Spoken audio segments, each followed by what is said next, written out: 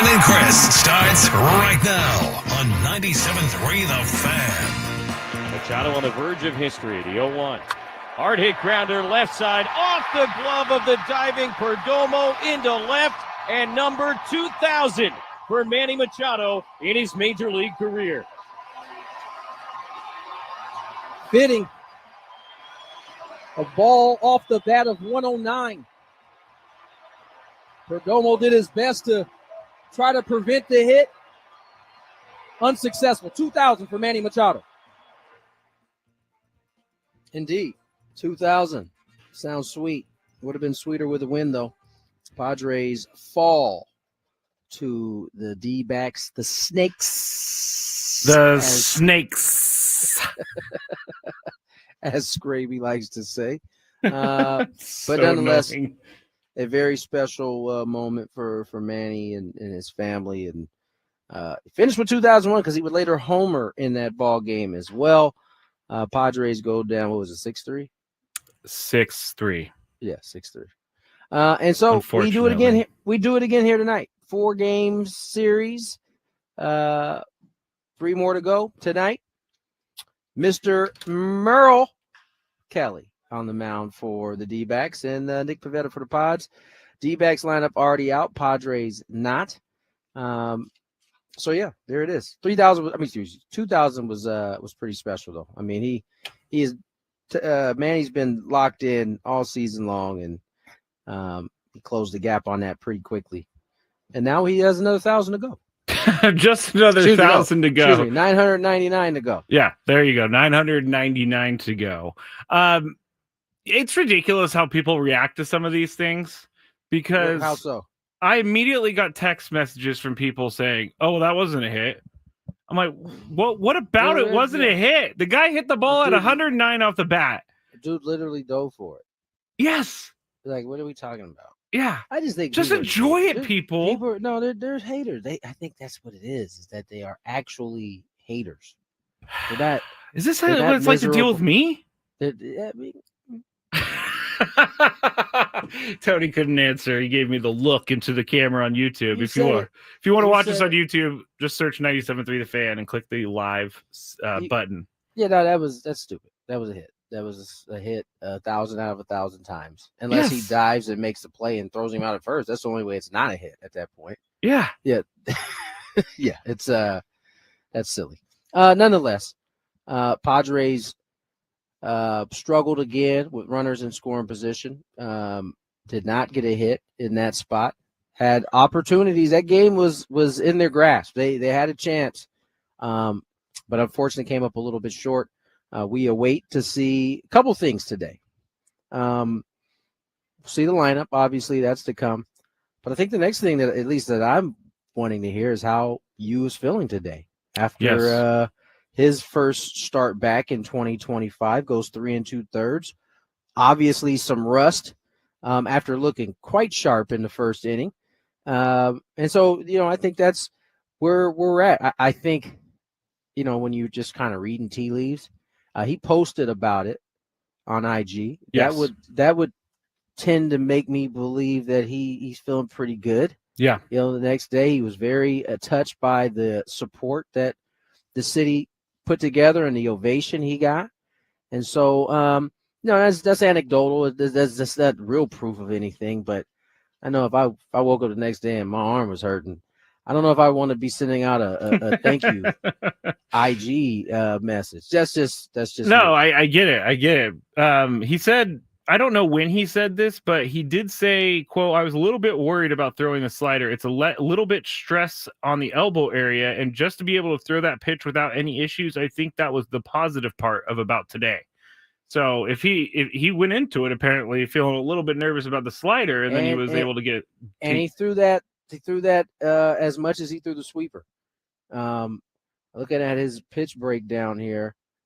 14 curveballs, 12 sweepers, 12 sliders. Yeah, exactly. That's exactly what I have. And so, all in all, that's pretty. Actually, they revised it. He actually threw 14 sliders, 14 curveballs, 11 sweepers when it was all said and done. And so, he threw that the most, and he was. And if he was worried about it, that's another good sign. He would have stopped throwing it if it wasn't feeling right. Yeah. When he came out and his first inning was just great. Like he was on point. And then I was like, oh, here comes the rust in the second inning. But I think it was part of it was he was so sharp in that first, what he got on. And then he got from the stretch, and all of a sudden timing's a little different. You got an actual runner you're worried about. And it took him a little bit to find the rhythm there. But all in all, it was just good to see him back on the bump. Yeah, it was. And I think the umpire helped with his early exit a little bit, because there was a few calls that did not go Yu's way. And I know that is a thing, and that's a part of baseball, but some of these calls were close enough that they could have been strikes, and some of those strikes would have changed the game. I haven't seen Junior's umpire scorecard. Yet. I haven't seen it yet. Let me go look and see what the umpire scorecard says. He was super tight. Like he probably had. I would guess he had more strikes called balls than the other way around. He called 159 of 169 taken pitches correctly. That's pretty good. That's really good, actually. He said it was relative accuracy 1.3%, but I was watching the game. It doesn't seem like I hate to tell everybody this. TV isn't accurate all the time with how they have that box. That's true. That is true. What I'm saying? They just kind of slap it on there. It's in a relative close proximity, but it's not the exact one that they're being graded off of. And the top 3 most impactful missed calls according to umpire scorecards. The first one, bottom of the 9th, Ginkel to Tatis, 3-2 count, strike is called a ball. Top of the 2nd, Darvish to Naylor, 2-2 count, strike is called a ball. Bottom of the 1st, Gallen to Tatis, 2-0 count, ball is called a strike. So the umpire scorecard is making this look a little bit better than I thought it was going to be, but definitely thought. That's the thing is when we're watching the game, the context is the actual game behind it, right? Like who's winning, who's losing. That all plays into what we're looking at and how we're looking at it. You know what I'm saying? Yeah. He wasn't perfect, but he wasn't bad. 6 of 117 called strikes were true strikes. So that means he called balls were true strikes. Yes, called balls were true strikes. I told you, he probably called more balls that were actual strikes than he did strikes that were actually balls. Yeah, I think, you can't really blame the umpire, but it could have changed things. I mean, a little bit. Then you have to look at the misses too. Like those misses are like, I don't know if you can see his scorecard. They're like right on. They're like, they're not missing less than an inch. Yeah, less than inches, right? Yeah. So I guess in the moment, I'm more of a get on type of guy. I'm the same way. I'm watching the same game you are. I'm doing the same exact thing. So here's the thing. Here's the thing, Tony, that really bothers me about last night. What bothers you about last night? The Snakes came in. Having lost 8 of 11. Like, I know that the Diamondbacks are a good team. I know their offense is really good and one of the better ones in baseball. But I don't understand why the Diamondbacks give the Padres such a hard time, especially when they go through these stretches of losing and losing and losing. It's a pretty even matchup. I know we hate to hear that, but it is. For whatever reason, they match up with us well. That's why it's kind of a back and forth in terms, and their offense is, as you said, is really good, and that was without Marte in it last night, and so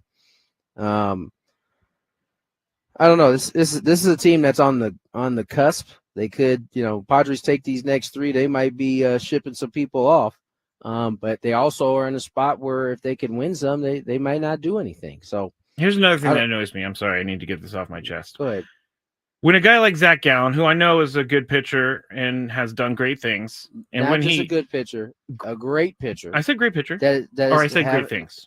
Yeah, you say great things. That is having a bad year. He is having a bad year, but all of a sudden he finds it. Like that bothers me. Did you watch his last start? He struck out 10. I know that. No, against us. Oh no, I did. He didn't have a great game. No, well, he had his first 4 or 5 innings looked exactly like the 6 he threw yesterday, except the fifth inning got away from him. That's when the Padres ended up getting him out of that game. He pitched very similar. He just didn't finish it in the first start. That was as good as he's thrown the ball all year. And it's not an excuse because I thought the Padres still let the Diamondbacks off the hook, in that game, chasing, out of the zone. And, I'm going to keep referencing this. I'm going to keep saying this and preferencing by saying that I know it's easier said than done, but this group has already showed us that they can do it. So it's not like they're being asked to do something that they can't do. They've already shown they can do it. They just showed it the night before in that ESPN game. And so, I think sometimes you get in those moments, especially late in the ball game, you got to have it. You got to find a way to slow it down. I mean, Diaz chases ball 4. Who was it? The at bat before that might have been the same thing. Trenton pops up. Yep. Doesn't get anything done there. And those are huge spots in that inning. That's in April, those somehow turn into multiple runs there. Instead, they get nothing. And you're only going to get so many of those opportunities. What would we say they were yesterday? 0 for 8? 0 for a million, in my opinion. Yeah. All right. There we are. We're off to the races. Skraby and myself. Let's get to break on the other side. May need to have a conversation about Jackson Merrill a little bit. Yesterday might have been the first time I've seen an at-bat from him like that, and I'll explain it on the other side. More Gwynn Chris. At Round Table Pizza, we craft the perfect pizza with made-from-scratch dough, a 3-cheese blend, and toppings all the way to the edge. Plus,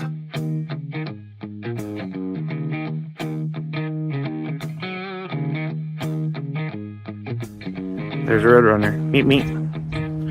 He doesn't like me. I guess I wouldn't like me either if I was chasing me.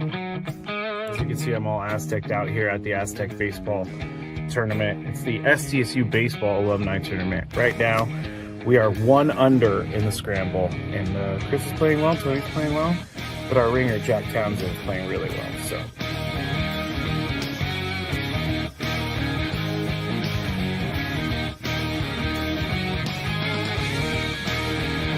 Chris says I can't play golf, but this is the second birdie putt he's made for us. This time it was like 20 feet.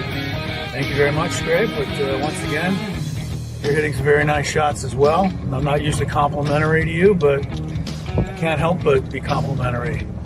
Your shot making today. With my what? Your shot making. You've hit some.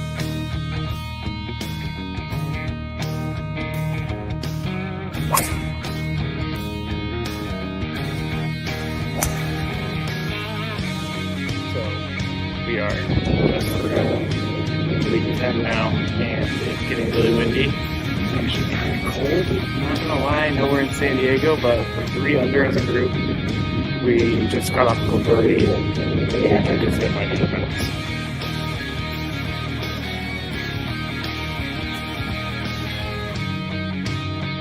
There's a squirrel, but he wants to attack me. Squirrely! We just got our second birdie of the day thanks to this guy. Yeah, a 4-footer after. It was a 5-footer. After our pro drove it 300 to the front of the green and then chipped it within 5 feet.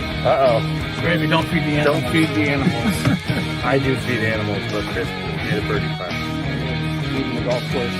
And we ended up shooting 63 once everything was accounted for, since it was a scramble and we had an SDSU golf player, Jack Townsend. He was with us and he did a lot for us. I think we shot 63 because of him, but we all had a good time.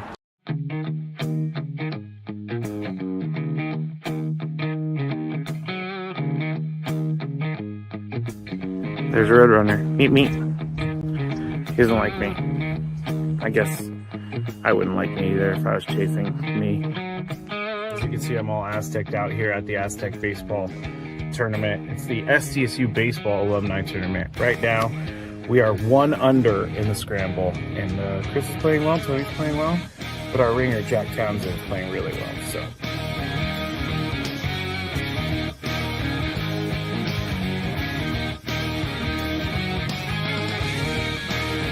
So Chris says I can't play golf, but this is the second birdie putt he's made for us. This time it was like 20 feet. Thank you very much, Skraby. But once again, you're hitting some very nice shots as well. I'm not usually complimentary to you, but I can't help but be complimentary. Your shot making today. With my what? Your shot making. You've hit some.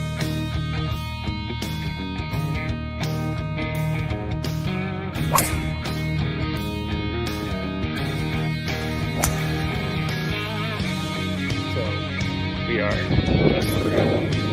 league 10 now, and it's getting really windy. It's actually kind of cold. I'm not gonna lie, I know we're in San Diego, but we're 3 under as a group. We just got off the birdie, and I just hit my defense.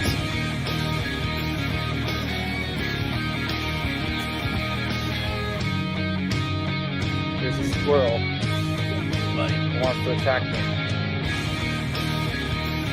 Merrill.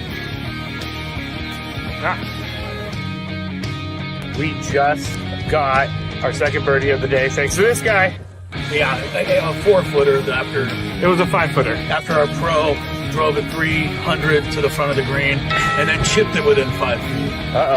Skraby, don't feed the animals. Don't feed the animals. I do feed animals, but Chris made a birdie putt. Leaving the golf course, and we ended up shooting 63 once everything was accounted for, since it was a scramble, and we. On the clock, Tony Gwynn Jr., Matt Skraby. Kicking it with you to about 5:40. Did I get it right this time? Yes, sir. Took 5 out. 5:40. Sam Levitt. Technically 5:35, but that's when 5:40. Come on, figure it out, man. Which one is it? It's for us 5:35, but we'll say 5:40. Taking Tony's you not up happy to with the me. 5:40 pregame show. Sam Levitt on the ones and twos. I'm sure he'll have a great show for you lined up. We're talking a little Padre baseball here. Jackson Merrill in particular. Yesterday, back in that 2-hole, 0 for 5, 3 punchies, and a little bit of a I don't want to say slump. He's in a little bit of a rut right now. You know, baseball players are very sensitive about the word slump. I respect it. And Is that right? Yes. No one likes to hear those words. It's a mental thing. You can't succumb to it. You can tell yourself you suck, but you're not in a slump. Okay. I'll keep that in mind. So when I go to the clubhouse, I'll be like, "Hey, Jackson, what's been your mindset throughout this slump?" And then someone just like tackles me and punches me because I said it. If you get beat up, it's on you at that point. Okay. You've been more. All right. It's been a tale of 2 seasons for Jackson. He started the year hot. He was hitting like 467 with a 767 slug through the first 15 games of the year. But since then, Merrill is batting 199, a 277 slugging percentage across 43 games amid such a rough slump. Victor Rodriguez was quoted saying he really kind of revealed how they're going to try to get him back on track. And he's quoted saying, "How can we get him back is reminding him of the things he does. You know, the work, the routine, the commitment to the work, to getting back to using the whole field, swinging at good pitches. The main thing is swinging at good pitches," Rodriguez continued. "When he struggles, the effort level goes up, and you start searching and swinging at bad pitches. That's what you're seeing more than anything." And that was on display in the 3rd at bat in the 5th inning. Kind of saw it coming, right? The first couple of bats, it was really a setup, right? First at bat, he went high heater, high heater, high heater, high heater, all fastballs. I don't think one was a strike. Jackson swung at all. He fouled off one. The next AB, he threw him, I think it was 3 straight curveballs, if I'm not mistaken. It was all curveballs below the zone. And I told Jesse after the second at bat, I was like, "Oh, I can see why that worked," right? Because prior to not just the first at bat, but really over the last couple of weeks, more than a couple of weeks, that's been the main thing that has troubled Jackson is he's chased the ball up out of the zone. So he strikes out the first at bat on all heaters up at the top, and then he strikes out the second at bat, all breaking balls. And so it was an easy look for Zach Gallen there because he knows that he's got the kind of curveball that he's starting like maybe belly button high. So it's like, oh, Jackson in his mind is like, oh, finally, a pitch not up in the zone. I'm going to be able to get to this. And the bottom's falling out. He does it 3 straight, strikes out. Now the third at bat comes, and this is where I was like, oh, man, he's domed up on this one because he started him with a high fastball. You know what? I'm going to pull it up. I got it right here. Started him with a high heater. No, he started him with a sinker at the bottom. And then he went high heater. And then he went curve. No, then he went fastball right down the middle, right? No, it was 3 pitches. He went sinker at the bottom, fastball at the top, and then sinker in the same spot the first strike was. Right. So Skraby saying the bottom. It wasn't the bottom. It was bottom, but it was like middle. It wasn't like corner. It was like middle of the plate. Yeah. And that's how you know, like in his mind, Jackson's thinking, all right, I'm struggling chasing high. He just punched me out though with 3 heaters or 3 breaking balls below the zone. And so he gets in there and he gets a first pitch sinker. In his mind, he's like, all right, I got to not chasing. So he gets the first strike. Now you're down 0-1. And you can kind of, this is how it goes when you're struggling. You always feel like you're behind. You're never in like aggressive counts. Then he goes to the high heater. And I think it was like a half swing. It wasn't even a full swing from Jackson. And he looked very annoyed with himself. And he looked annoyed. And then he came right back with basically it was like a fastball.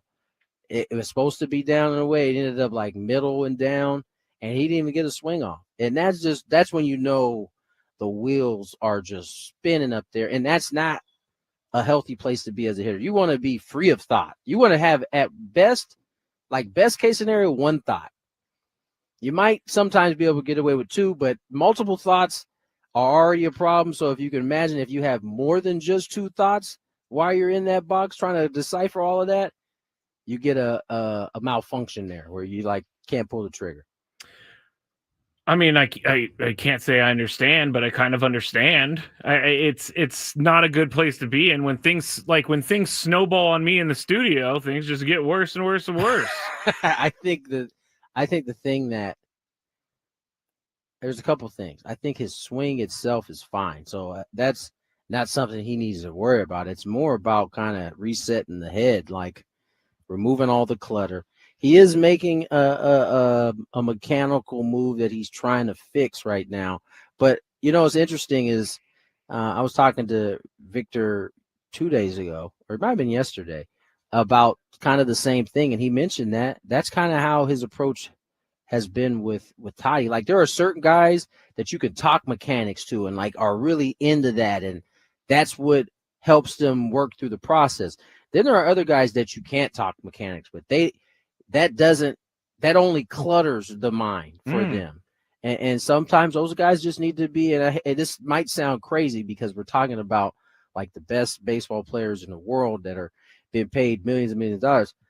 Sometimes they just need to be reminded of who they are, like how good they are and what they do when they're good, when they're going well. I mean, it's hard. It's easy to forget that when you're in the middle of a slide and you're feeling like you are not good whatsoever. That's been his approach here recently with Toddy is really just kind of reminding him, hey man, like there's a reason why, you know, these folks want to see you in an all-star game. That was picked by his peers, not the fans in this case. So like you're a dude that is a dude. So, you know, sometimes you just gotta, the confidence wanes, and I think sometimes when you're looking at body language and things of that, that's what's going on. Is they're not a very confident individual in that moment. And I know we only see them as, you know, what their last name is, and you know what with the uniform on. But when you're not playing well, confidence goes away quickly, and that's like with the very, very best in this league at times. And so sometimes that's got to be one of the ways you attack it. And I think Jackson is a very confident dude. You know, I'm not saying that he hasn't lost confidence, but I think I'm confident that he can get it fixed, and he'll get it fixed quickly. He typically does. This is really the first time I can remember him having this long of a period of time where he's not swinging the bat well. It's only brought him where basically his numbers were last year when it ended. You know what I'm saying? Mm-hmm. So I'm confident he'll get it going. But he's definitely in a little bit of a rut, and you hate to see it now because it does feel like the pieces around him are starting to swing it better, right? You got Toddy starting to swing it better. You got Manny doing his Manny's thing. been swinging it good. Arise is swinging it well. Gavin swing. And so you like to have some continuity. Bogey and Crone are starting to swing the bats better. And so, you know, maybe there's a move there where you kind of move him back into where the spot he was last year. Okay, here's where I wanted to go with this. Why not switch Jake Cronenworth with Jackson Merrill? Because Jake is hitting well, and you're still getting your right, left. So you're not messing up that order at the top. And then give him a little bit of a breather. How much does moving down in the lineup actually give a guy a breather? I don't know. Listen, what I will say is you're finally getting Crone to swing the bat well. Do you want to move him out of that spot? I mean, and that's a good point. The other point is you've been dying for production towards the bottom of the lineup anyway. So you want to put the guy who's slumping at the bottom of the lineup? Right? Like that. And that's where that's why, you know, it presents a little bit of a conundrum. Now I'm looking out on the field now. Who do I see out for some early work? Jackson Merrill, Gavin Sheets, about to do I don't know, like a velocity machine maybe. I'm not sure, but I'll just show you real quick in the camera. Oh, okay. Who are watching? When you watch him at the plate, you know he's got that nice little crowd. The first move, once he gets to the ready position, like his hands are back, he's ready to go. His first move right now is this: lifting up with the shoulder. He wants to come out, as opposed to just staying there and going whack. And so remember, I was telling you, where are they pitching him at? Down. No. Where has he been chasing most? Oh, up. So that's where that's coming from. They're seeing so much of it up there because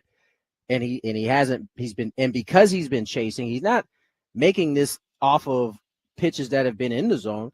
It's on pitches that have been out of the zone. So he's having to do this, or he thinks he's having to do this to get to the baseball, and all it's doing is just slowing his bat down, having him a little bit longer, and he can't get to it. And so it's kind of like golf a little bit in that way, where there's so many correlations between the baseball swing and the golf swing. Because when you're trying not to slice it, you need to keep your shoulder down and get through, but you don't because you're trying to protect against this. I get what you're saying, but it's like similar in that way. Like you're lifting to try and make it there. You're trying to generate as opposed to just taking the swing. Yeah. Right. And swinging through the zone, and that makes sense a lot, actually. So I'm sure that's what they'll be attacking here today. All right, let's get to break. What we got when we come back? Oh, we're gonna go out to Arizona and talk with Nick Pecoro of the Arizona Republic about these coming Diamondbacks. On back. We had Nick on a little bit earlier in the year. He'll come back and join us here shortly. More Gwynn Chris on the other side. Ben and Woods on the Fan.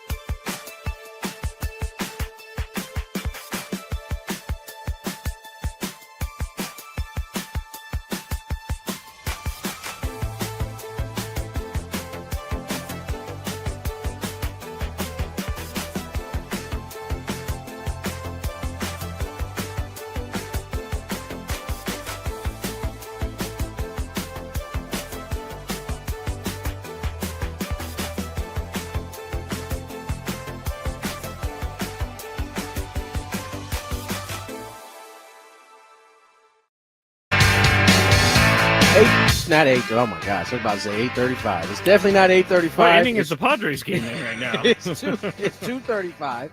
Tony Gwynn Jr., Matt Skraby. Not often does this happen. We were literally just having this conversation as my cameraman, aka my laptop, just kind of fixed a shot there.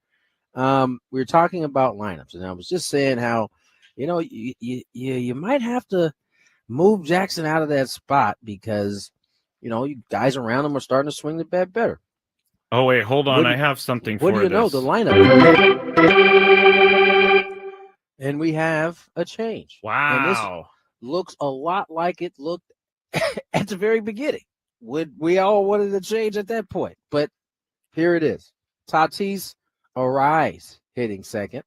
Manny Machado third. Gavin Sheets in the cleanup spot. Jackson Merrill back into that 5 spot. Xander Bogaerts, Jake Cronenworth, Trent Brooks, Elias Diaz behind the dish. All right. So there you have it. I'm happy with this. Just to see how it works. I mean, I don't want Jackson to get dropped because he's bad or in a rut, but this could help. I think so. You get some continuity. Jake remains down at the bottom portion to continue to hopefully provide some offense down there. Before we get to our guest today, Nick Picoro, excuse me, Nick Picoro, Arizona Republic. Diamondbacks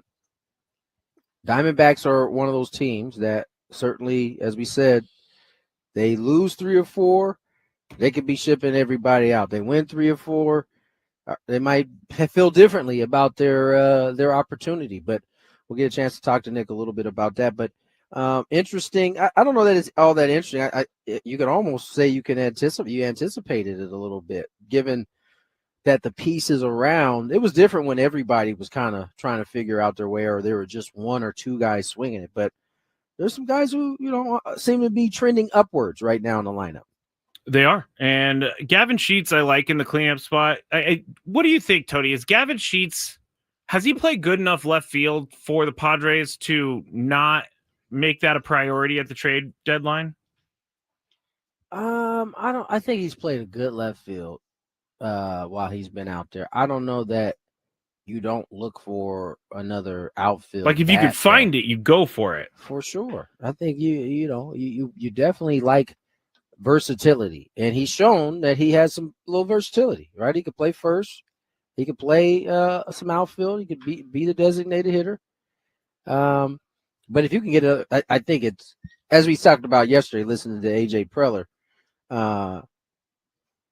that's as straightforward as we've ever heard AJ speak in terms of answering questions about the deadline and what they may try to go after. It sounded pretty firm in, we're going to try to go out and get a bat or 2 to kind of lengthen out the lineup.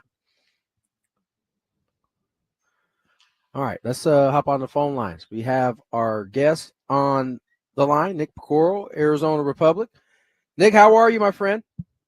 Hey, guys. Thanks for having me on. Thanks for coming back on again. Diamondbacks get the first win of this 4-game set, 6-3. Gallen probably pitches one of his best performances of the year, and the Diamondbacks are in a sticky situation here. I mean, they're about 500, just a game below 500, going in to this last week before the break. Could this week be the deciding, factor in whether this is a sell or a team that's looking to maybe add pieces? I mean, I guess it's just hard to imagine them adding at this point. It's just so much has gone wrong. And then you saw yesterday, Shelby Miller goes on the injured list. They're just like, 100 games into the season almost, and just haven't been able to, maintain any sort of, that they haven't gone on any sort of a hot streak. They just haven't really given you much reason to believe. Now, look, I mean, I covered a team that won 84 games and went to the World Series.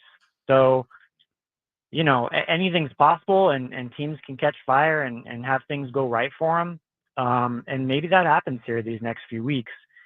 I'm just saying, based on what we've seen, the first 3 months of the season, there's just not really much reason to believe that's about to happen. All right, so let me reshape the question then. Okay, Yeah. let's remove the adding pieces. Is there a scenario in which they don't do anything? They keep everybody, including these inspiring contracts, or do you only see the scenario in which at the very least they're going to move somebody off of this roster? I would guess that they do take some guys off for a few reasons. They're spending a lot on this team, and if it's not going to be a postseason team, you maybe want to save some money and maybe put that toward next year's team. And then also there's some holes on this club when you look to next year, especially when you look at Merrill Kelly and Zach Gallen are free agents. Corbin Burns isn't going to be back till the second half at the earliest, right? Probably August or September. So you got a lot of innings you're going to have to fill in that rotation. And if you think that Naylor or Suarez or Gallen or Kelly can get you back, a guy that can be a depth piece even in the rotation, I feel like you probably got to think about it. So I mean, I don't know. They could play well enough to put them in a really tricky spot and just be like, all right, fine, let's just keep it together. Let's just go with what we got. But I don't know, man. I mean, you kind of feel like you got to go one way or the other because as constructed, as I've said, it's hard to see this team being good enough without, especially adding to the bullpen. There's just so many. They've just taken on so much water in that area. Even in the last week, Thompson and now Miller going on the injured list, and they're already without Puck and Martinez, and Ginkel hasn't really been right all year. There's just so many issues. So I guess I would lean toward them going one way or the other. We're talking to Nick Picoro of the Arizona Republic here on 97.3 The Fan, Gwynn and Chris. And I want to know about the owner, because the owner has the ultimate authority to spend money and to make trade or to okay trades and things like that. How invested is he in this team winning? Because we've heard in the last couple of years, he's saying that, hey, we can move out of Arizona if we don't get a new stadium type of thing. Is he committed to making this team a winner? I think so. I mean, look, he went out and just kind of surprised everybody by greenlighting the Corbin Burns signing. I don't think anybody saw this team going into 2025 with a payroll around $200 million. So I think you look back historically, when he's sensed the chance to win, he's gone and spent money. Now he's also been quick to kind of pull the ripcord in the past on some of those seasons where it's kind of gone sideways, and he's been pretty willing to sell to try to get back some of that money. And I feel like too, you start looking at a team that's just kind of a middling club. What's that going to mean to those attendance projections that they had? Are they going to end up coming in under? Is it going to make more sense to again, just try to save whatever you can? I mean, they just got their financing for the stadium in place. They're not going anywhere. I do think he wants to win, but I kind of feel like, the reasonable way to look at this team is it's probably not going to happen this year. At least as we sit here today. Maybe that changes in a few weeks. Nick Picoro joins us here at Arizona Republic. And Nick, what does all of this mean for a guy like Torey Lovullo? I mean, if I'm not mistaken, I thought they extended him not that long ago. What does it mean for the staff and everybody else for a team that I think by many people's regards is underachieving right now? Yeah, it's a good question. Mike Hazen stuck with Torey Lovullo through that 110 loss season in 2021. My sense of it with Hazen is that Torey would have to really lose the room. Guys would have to just stop playing for him. Something would have to go really wrong. And I think a big part of it is that Hazen would sort of see firing the manager as passing the buck. Like I think he takes responsibility. He that's the way he seems to view it. Like this is my fault that this team hasn't gotten going. I didn't do enough with this roster. That sort of thing. Yeah. I don't know. I just think that I haven't gotten any indications from anybody in the organization that they're really thinking seriously about it. Like, I haven't asked about it every day, so that can change, of course. But I think they view Torrey as a pretty good manager, like a guy that guys play hard for. He has the trust of the players in the room. Does he make every right pitching change? Every strategic decision go right? No, but it's baseball. It's hard. And I think they view that, the stuff that he does outweighs those negatives, those mistakes. Talking to Nick Pecoro, Arizona Republic here, 97.3 The Fan, sticking with Torey Lovullo because I think it was maybe 2 weeks ago, Ketel Marte was heckled by a fan, and it really upset him, and Torey Lovullo turned around and got right in that fan's face. Is that just a sign of who Torey Lovullo is as a person? And does that translate to everyone in the clubhouse loving playing for him because he's willing to put his neck out there for you? Yeah, I think so. I mean, I think he's a guy that just cares about his players on like a personal level. He gets to know them, tries to spend time with them and connect with them. And I think it's kind of reciprocated. I think they know that Torrey has their back and they want to go out there and do everything they can to help him win a game. And you've seen it over the years, right? I mean, it's not always like that. Like guys don't always feel that way about their manager. I think the players genuinely like Torrey. I think they genuinely respect him. And I think they want to play hard for him and win for him. Nick, last one for me. I mean, you talked about Corbin Burns and you mentioned ownership kind of green lighting that deal. He's an Arizona guy. I mean, and I know he's going to be missed for the rest of the year, but what kind of impact had he been kind of having on the staff and those guys around there? Well, I don't know. I mean, when he went down, things weren't going great. The rotation was struggling. I mean, obviously, you put a guy like that in there that every 5 days you know what you're going to get, and it just kind of bumps everybody down a roll, and it's just you're going to get six, 7 innings. It was super valuable to have, but I don't know. It's a hard one to answer because so many guys were not going good at the time that he went down. So I don't know if he was, if there was a ton I could point to that was like, yeah, that guy benefited this way or whatever. I do think that everybody respects the way that he works and just the kind of commitment that he has to like a routine and a process. It's well known that the guy's like so routine oriented and just so like where he's going to be 2 days after his start at 3 p.m. Like he just has it all down to the minute. Everything between in those 5 days. So everybody I think took something from that. But man, they're going to miss him. They're going to miss him next year. It's a huge loss. Kind of just the way they had sort of planned everything going forward, knowing that Gallen and Kelly were coming off potentially. It has a chance to just kind of wreck 2 different seasons for these guys. It's tough. Yeah, no doubt about it. It's a reminder that, despite how much money you sign for, you come in, health is a big deal. If you can stay healthy, you can start to kind of plant some of those things. Nick, as always, man, appreciate you coming on and spending some time with us. No problem, guys. Take care. Thanks again. Thank you. Nick Pecoro joining us there, Arizona Republic. Let that serve as a reminder, right? You could hear the hesitation in Nick's voice as I asked him that question. And that's how it is really across the board in all professional sports. You can be a dude that's done something elsewhere and get paid, come to this spot.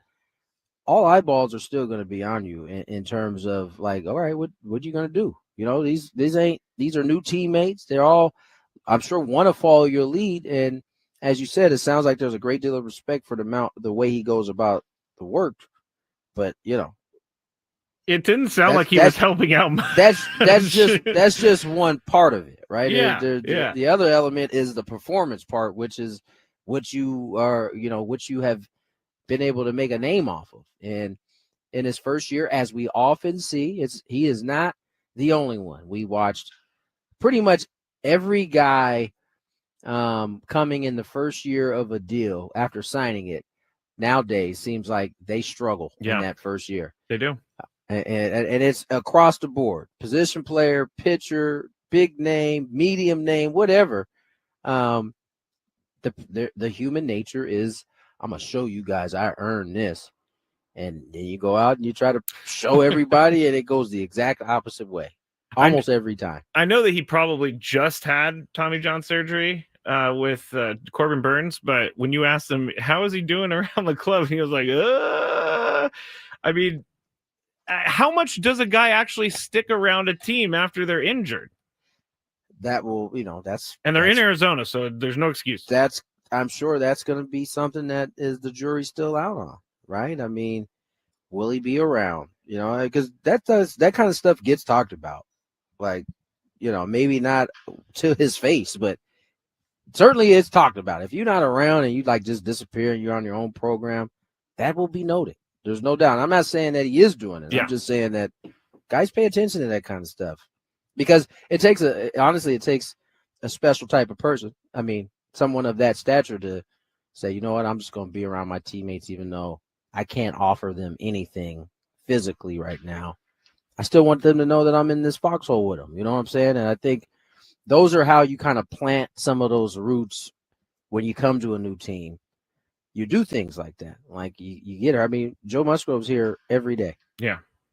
Hasn't been able to pitch all year. And I know some days he's real, but some days he's not doing anything. He's here. He's here every day. He's been on the road. I've watched the dude on the plane. Kind of stuff matters. I'm not saying you got to be at every single game, every single road trip. I don't think that's what your teammates are requiring, but I do think it goes noticed when you aren't there often. I definitely think it goes noticed. I would be one that notices, like, where's this dude at? I have a feeling I know that you would be one of those teammates that notice. This dude, I got to be here. Why isn't he here? This dude gets the bag and I got to be here, but he's not here? Come on. He's getting paid just the same as I am, and I'm playing over here. I would be angry about it. I would. You find a way to make it about that all the time. I know. You're going to say no. But maybe this is a Corbin Burns thing. We've heard his displeasure in Milwaukee. It didn't go well in Baltimore, and now in Arizona. I don't know that it didn't go well. They got to the playoffs. I don't think they won a game in the playoffs. And that's not his fault, but that's not his fault. Maybe it's.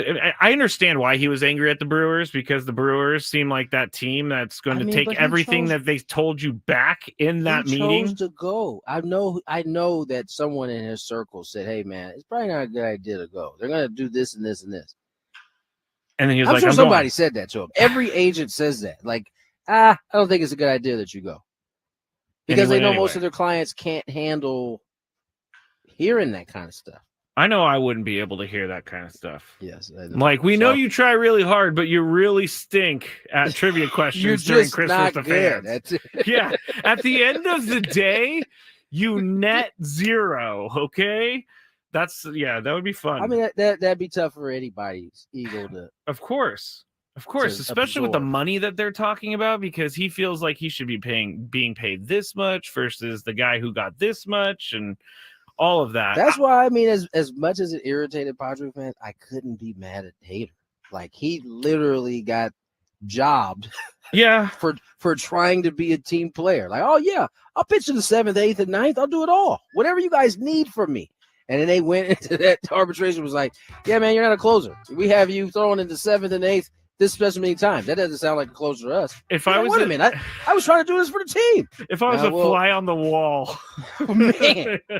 And so you could see why somebody would be furious about that. But you know what? You've told me something, Tony. If a girl treats me bad on a date, I can't carry that to the next date, to the next girl, because they're different girls. And so Josh Hader should have come to San Diego. Now, in this situation, the system is everybody. It's all the teams. It's not just, in that case, the Brewers. I thought I had a really good comparison there. It's like, it was a good attempt, though. You almost got me there. Almost. All right, let's get to break. Daily Gambit on the way. Hopefully, we got a whole lot better bets than we did yesterday. I knew I didn't feel good about none of those Darvish bets because we didn't know enough information. Okay. It went the wrong way real quick. More Gwynn Chris on the other side.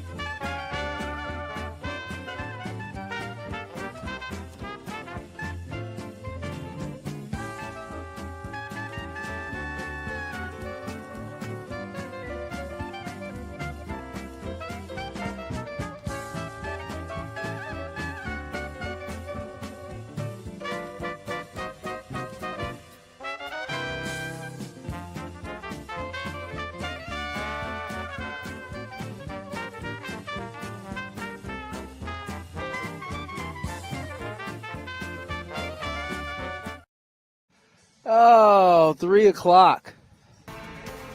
This show feels like it's been going on for at least 3 hours right now.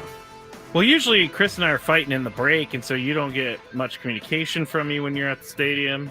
But now I'm giving you too much communication. Yeah, I'm so confused on what's happening right now. I was like, honestly. I need to read something, Tony, but I don't. It's in my email. I don't have it on the paper.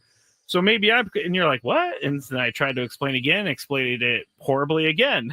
So I said, forget what I said. You're over 3. You're over like 5 and trying to explain whatever it is. So the read is in your email. Yeah, and I didn't put it on the sheet, so you can't read it. I really can't help you then because it's in your email and it's not on the sheet. So tune in to the Manager's Report with Mike Schilt this Friday at 9 a.m. on Ben and Woods. The Manager's Report is refreshed by EcoWater SoCal. Try alkaline water for just $9.95 a month. EcoWater SoCal, keeping it soft since 1925. Tony, you got some big news. I mean, I don't know if I have for your family, for yourself. I don't know that it's really concerned my family yet. All right, over 7 on trying to set up things for today. Grand Canyon is making an immediate move from the WAC to the Mountain West. And that's only relevant for us folks out here in San Diego for another year, because 2026, obviously, the Pac-12 will be the new home for the Aztecs. But at least for the time being, in 2025. That does make the basketball conference even more interesting. Grand Canyon, I don't know if you guys remember, I think it was 2 years ago. Yeah, they're good. They Aztecs went down there and lost. Yep. So now this is another divisional foe for the time being. Now, again, the Aztecs will move out of the Mountain West in 26, so this will only be assuming for the year. But basketball got a little tougher. I mean, this conference was already pretty good. Yeah. Grand Canyon is a team that they were in the NCAA tournament last year. Yep. The Antelopes. So, the Antelopes. That's right. The Lopes. The Lopes up, as they like to say. Lopes up. Oh no. I don't know if that's the finger sign, but it felt what right. Are we doing the TCU frog thing again? That might be the TCU frog. And no offense to my man Braden, that might be the weakest of the finger signs. Yeah. Why do you think I make fun of it? You got all the horns time? up. I don't know what A&M is. Something to do with digging because it's agricultural. Is that what you came up with? Yeah, I had a friend that went to Texas A&M. But nonetheless, yes, that is kind of the Mountain West news for today. All right, Skraby has a daily gambit. Some bets that we made that, at least as it pertained to Yu Darvish, did not go well. Do you like money? I think about money a lot. Do you like money without doing anything? Winning. Do you want to make money while watching sports? I think Washington is immortal luck. Washington! Woohoo! If you answered yes, this is your segment. Just don't blame us when you lose. Nothing is ever your fault. It's your game. Take it. Gwynn and Chris go through the top bets of the day in the Daily Gambit on 97.3 The Fan. Daily Gambit is our daily sports betting segment here on Gwynn and Chris. Please, everybody, gamble responsibly. And if you listened to the Yu Darvish bets yesterday, you would know why gambling responsibly would be the right thing to do, because this would have not been responsible. This is the opposite of that. Yes. And real quick, in the next segment, Tony is going to be heading down for Mike Schilt. So I'm going to talk about Savannah Bananas and the Banana Ball. The tickets have been drawn. This has been one of the biggest things in my inbox in the last couple of weeks about, Skraby, can you give me some Banana Ball tickets? Like, what? I can't get you Banana. You got access to Banana Ball tickets? No, that's the thing, is I don't have access to Banana Ball tickets. Hey, you must think we big time. We get tickets to that.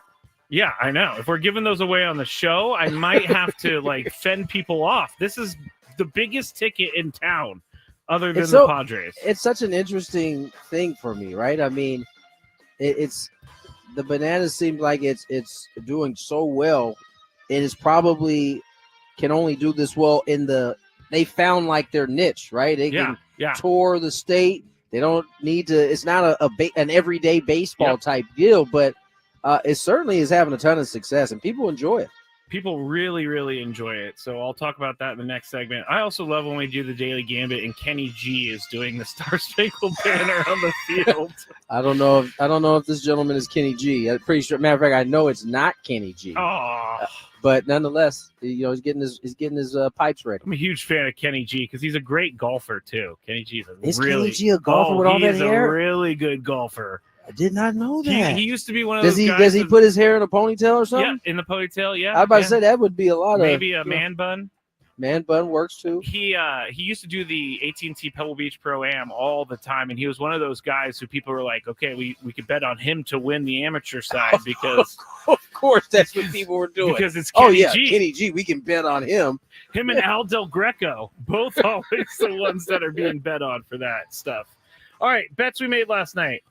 We had a bet on Yu Darvish. How many strikeouts would he have? There was 4 different choices: 3+, 4+, 5+, or 6+. Tony went 5+ for plus 145. I went 6+ for plus 340. But Tony, you got it. Didn't he have 5 strikeouts last night? He did. So you win the bet. Right on the dot, baby. And you win some money because you got plus 145 on this. So if you were to put down 100, you would get felt right. 145. By the way, he got 5 and 3 2/3 of work too. By the way, well, he had 2 in the first inning. I'm like, 6 is no brainer. He's going to hit 6 in no time. Adam and I were texting. Adam and I were texting last night and just kind of confirming to each other how cruel gambling can be. Yes, because Yu Darvish was like gonna pay off on my bet, but then he didn't after going 3 2/3 because Junior Valentine had to do what he had to do. Next, Zach Gallen versus Yu Darvish. Most strikeouts thrown. We both said Darvish. That was wrong. Dead wrong. Zach Gallen had 9 strikeouts last night, so he wins that one. Luis Ariz versus Ketel Marte, who had the most hits in the game. This is a non-bet because Ketel Marte was scratched before the game. Luis Ariz, though, still hitting. He is making his way back to that 300 mark, and I doubt we see him go under once he gets above. Bold claim there, sir. I doubt he gets below 290 once he gets above 300. Okay. Revision. All right. Final bet was the Phillies at the Giants last night. The Phillies were -1.5 on the run line. We both picked Phils, and the Giants ended up beating Christopher Sanchez 3-1. Christopher Sanchez in the Phils 3-1. Now, there were some very questionable umpiring calls and ball strike calls in that game. Like, extremely questionable. Yeah. Well, my guy, wait, no, this is from Sunday. Let me see if I got see if I can pull this up. Who was this? Philly and Giants. Oh, you're going to the umpire scorecard? Yeah. Oh, I have to think this is one of the worst. Oh. Well, it's actually one of my favorite, one of the favorite umpires, but he struggles from time to time. Phil Cuzzy? Phil Cuzzy. What did he get? Let's see. Overall accuracy, 91%. That's not good. No. Called strike accuracy is where it was. Rough. 85%. Ugh. The average is 88. Called ball accuracy, 94%. The average is 97. So he was below the standard. Almost a run and a half for the Giants in this ball game. Well, they won by 2. Which is why you saw some of the chirping coming out of the Phillies dugout, because that basically means the calls were almost a run and a half in favor of the Giants. And guess what? They won 3-1. So this is Phil Cuzzy's fault. This Here is you Phil go. Cuzzy's fault. He's not. Oh, John Tom. See, we need to Payne stop. is the We need to ripper. stop making it so simple for the folks that don't follow, because that's exactly what they're going to do. Oh, this is all Phil Cuzzy's fault right here. Okay, it's not Phil Cuzzy's fault, but if there's a clip on Twitter of the Phillies announcers just left dumbfounded by some of these calls. Was it? Do we know if it was TV or radio? It was TV. It was TV. It was TV. Yeah. So it was T-Mac, and he was just like, "What is happening? Like, that is a strike," and it goes against the Phillies almost every single time. And so, anyway, hang with them. All right, today's bets: we have Nick Pivetta and Merrill Kelly. Who has more strikeouts in this one? Tony. Pivetta. I agree. Pivetta has to have more strikeouts. Merrill Kelly, not a strikeout guy. Now, here is what we're going to do for this one. Do you think, or who do you think has more hits, Fernando Tatis Jr. or Corbin Carroll in tonight's game? Ooh. That's a tough one. I'm going to go Corbin. Corbin? I'm going to go with Fernando. I feel like his all-star selection really did wonders for him. I don't know why, but I hope you're right. Dodgers and the Brewers. By the way, the Dodgers got crushed by the Brew Crew last night, 9-1. 4 straight. The Dodgers have lost 4 straight, and they barely have lost any ground in the standings. That's how good they've been as of late. Over under 8.5 total runs in this game, Tony. Who's pitching? Oh, good question. What? Clayton Kershaw and Jacob Mizorowski. Oh, under. Under. All right. I'm going to go. I swear, just as I say that, look up at the TV at MLB Network is literally talking about Clayton Kershaw and Mizorowski. I'm going to go over. All right. SDFC on Saturday, Tony, against the Chicago Fire. Chicago Fire to win, plus 140. A draw, plus 255. FC to win, plus 150. We haven't bet on the FC yet. Give me the SDFC. All right, SDFC, you got it. I'm going to go with a draw, though. Of course you are. Even though they haven't really tied many times this year. So, final one, Tony, is the Mountain West Conference Championship game winner for football in 2025. The Aztecs, plus 5,000 near the bottom of the list. Boise State, number 1, then UNLV, then San Jose State. Would you make a bet on the Aztecs to win the Mountain West Conference Championship at plus 5,000? So I put 100 down, I get 5,000? Correct. Yeah, I'd do that. I would too. Well, I mean, we're not really keeping track of this bet, but I just wanted to see the. I'm going to be keeping track. If they somehow pull it off, I'm going to want you to pay me. I know.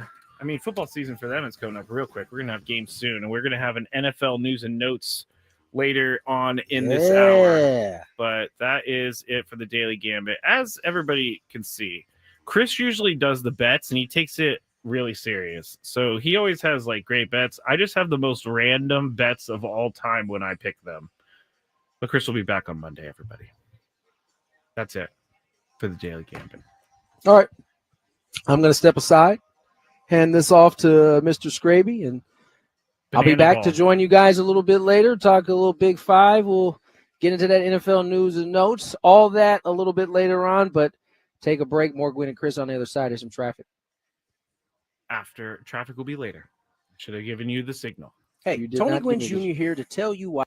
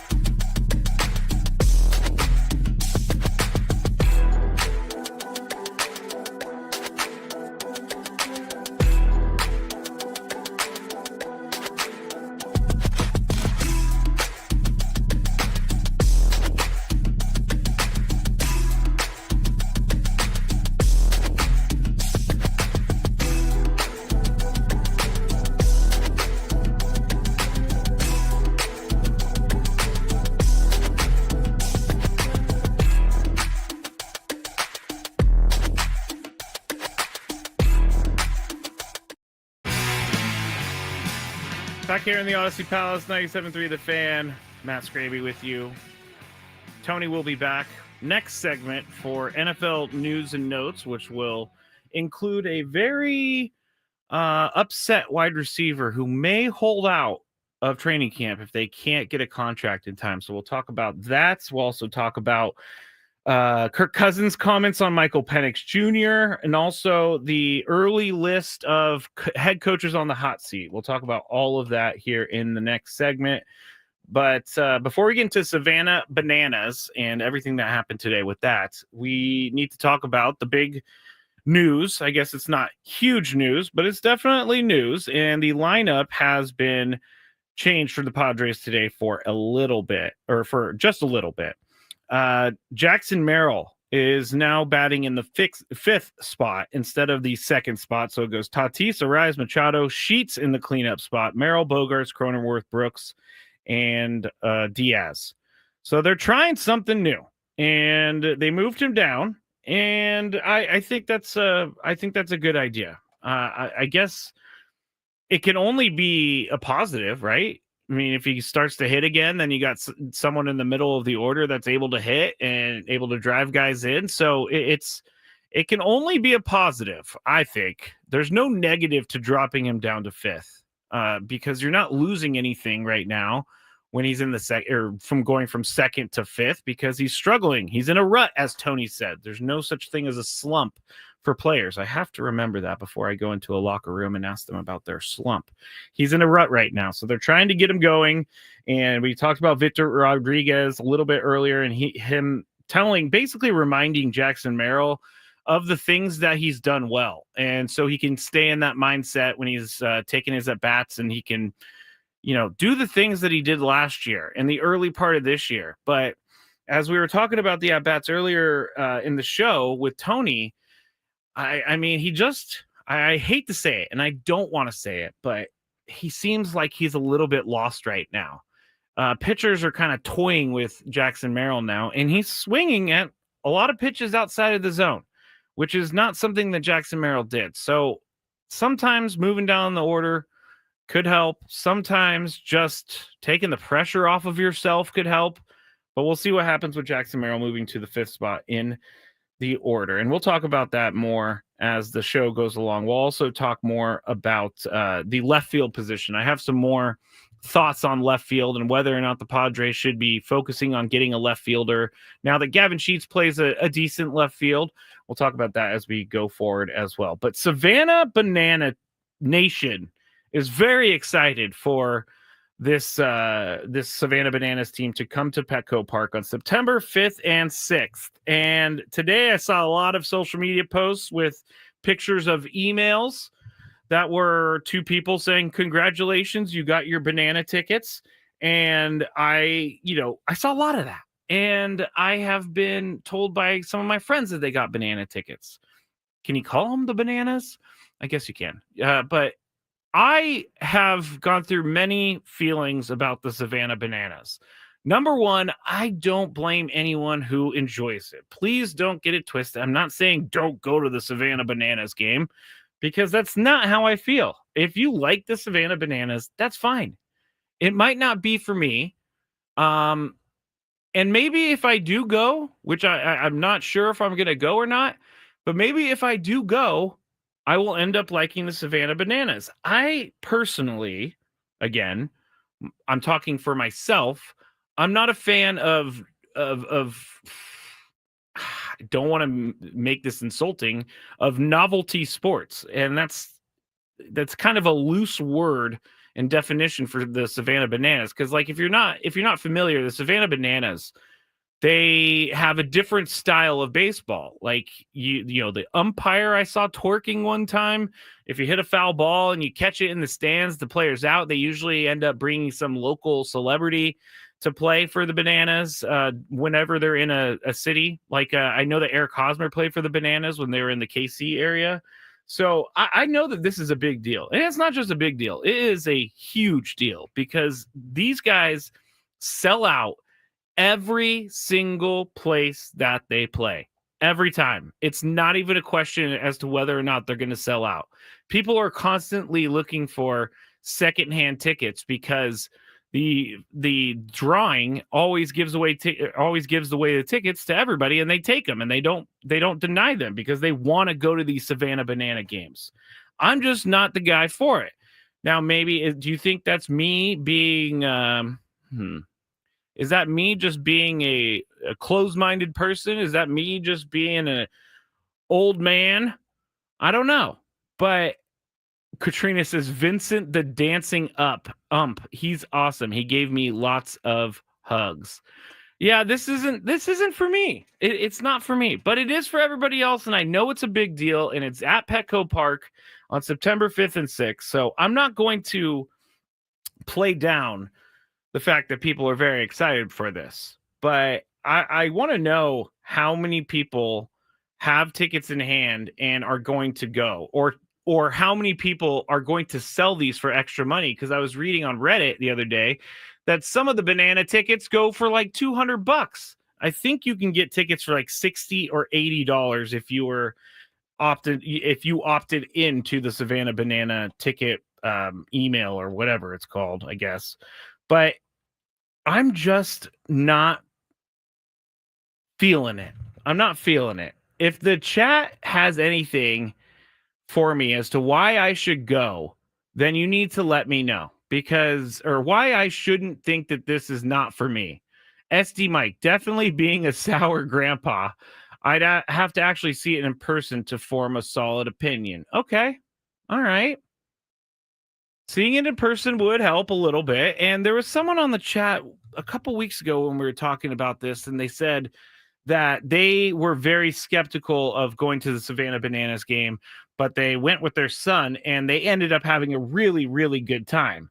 So I maybe that would be me. Now, if I had a kid, and I don't have a kid or any kids, I mean, if I don't have a kid, then I don't have kids. But if I did have a kid to take, maybe I would go and do it that way. And then maybe I would like it. Maybe I would see the joy on my kid's face and see how much they're enjoying things. And so I would be happy for them. But as the sour grandpa that I am, according to SD Mike, which I do think that I'm being a little bit of a sour grandpa here, but I just don't get it. Like, what is the draw? The entertainment on the field? Is the draw the baseball on the field? Is the draw? What is the draw? Because I guess they lose games as well as win games, so they're not like the Harlem Globetrotters where you win every single game and you're constantly defeating the Washington Generals. But I don't understand, like, what's the point of having a winner? There's no league for the Savannah Bananas. I have many questions about this, and maybe questions that don't really matter all that much in the scheme of things, because the Savannah Bananas are making a ton of money, and it seems like the players on their team really love being there as well. I'm thinking that playing baseball in front of 50, 60,000 fans is a great time for them. But to me, I need a reason to go. I can't just, it's weird for me to watch a game that means nothing. And I guess I have to wrap my head around that idea that it means nothing.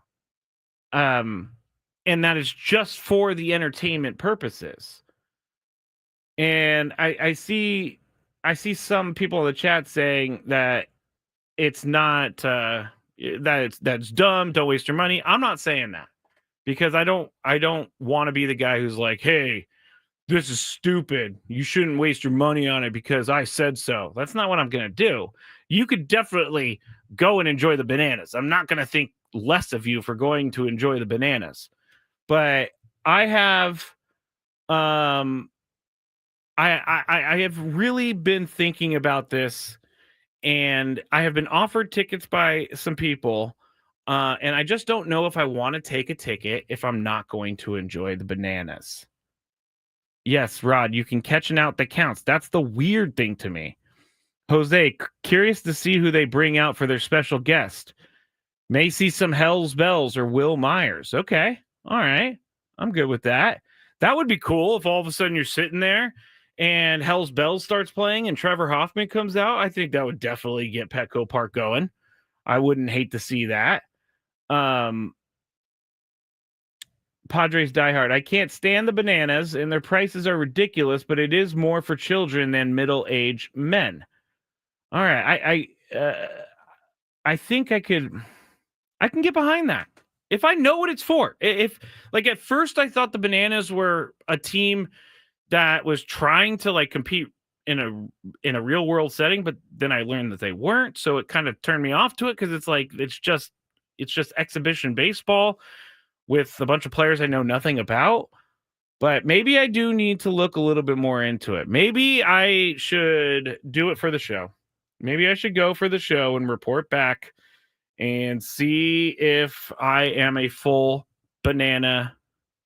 I was going to say something I shouldn't have said. If I'm a full banana fan by the time that they are out of town. But they are coming September 5th and 6th, and I know that I saw all those emails about you have won tickets or you have been drawn to purchase tickets. So people are very excited, and I'm not going to take that away from you. I promise. I promise I won't take that away from you. September 5th and 6th, though. I think I need to clear those dates from my schedule, from my calendar. All right, Matt Skraby here with you. Tony Gwynn Jr. is going to be back with me next. We're going to talk about the NFL news and notes. We still have a game to play at 4 p.m. It's going to be a little bit different of a game that we're going to play at 4 p.m. We also have the Big Five at 4:40. So stick with me. A lot more to go here on 97.3 The Fan. Ben and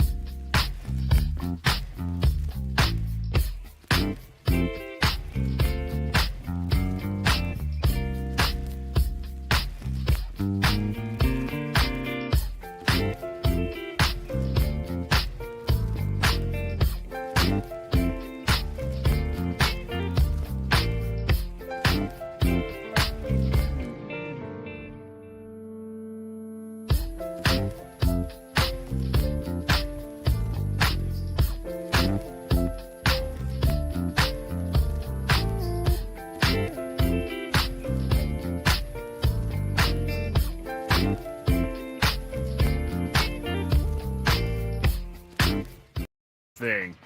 I got a bad take on the chat. How is it a bad take? I said, it's not for me, but if you like it, go and have fun. Just because I don't like it doesn't mean it's a bad take, people. I mean, why would if you want me to be real and say exactly what I'm thinking about the Bananas, why would I want to go watch fake baseball? So I don't want to offend people because everybody's allowed to enjoy what they want to enjoy. And it's kind of funny when people think that it was a bad take because I don't like them. Okay, the Savannah Bananas are popular. I said that like 5 times.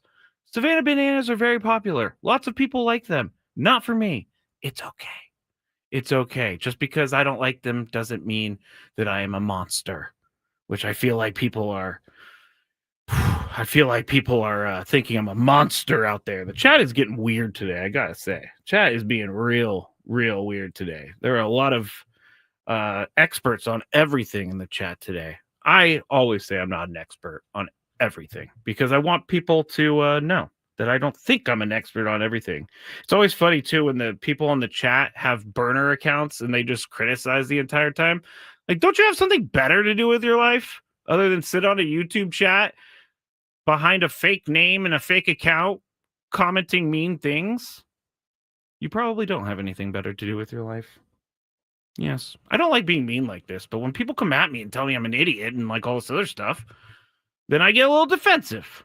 And I want to strike back because it's hard for me not to. It's hard for me not to say anything, but I've been doing a little bit better with that. It's just like, come on, people. People are allowed to have opinions. I let you all have your opinions.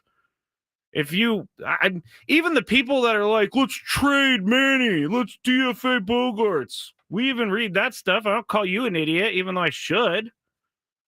All right, I should stop while I'm ahead. All right, we have coming up here, we're going to have NFL news and notes, some of the things that are happening around football right now. Also, at 4 p.m., we're going to try a new game. I'm going to keep trying new games because nothing works for Chris versus the fans unless Chris is here. So that is a big deal that Chris is not here. So stick around for that. But first, traffic, then NFL talk. From the 855 Get Ross Traffic Center, protecting San Diego after accidents or injury, here's Kelly Danick.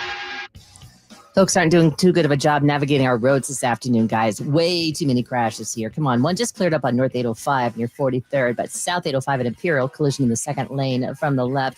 Eastbound King Freeway's got a collision right at the northbound 125. It's got the right lane blocked. South 15, just before the 5, stalled vehicle taking up the right lane. Also, eastbound 8 at Waring off-ramp, there's a stall over the right shoulder. Now, West 8, Fletcher Parkway, got this crash involving a couple vehicles. Looks like that's got the right lane blocked. In the North County, northbound 5 crash, partially blocking the Carlsbad Village Drive off-ramp. E78 accident just before Nordall Road. It's in the center divide. And looks like a vehicle fire south on 15 Camino del Norte with the right lane blocked. I'm Kelly Danick with Gwynn and Chris, San Diego's #1 sports station, 97.3 The Fan. We are almost there, Tony Gwynn Jr. I don't know why I said your full name, but we're almost to football season, and more football stories are coming out, and I am so excited about this season. I don't know. I'm not there yet. I'm not quite.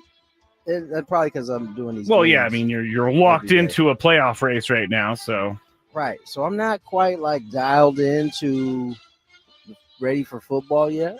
I get it, but I get it. Come, we start getting into the August month. I usually when I start to get an itch. I did have an email pop up on my email today ESPN about reactivating the fantasy season here. So that tells you something. Yeah, we're getting close to that time. Do you have you gotten a text message from one of the members of our league about a draft possibility? No, I have not.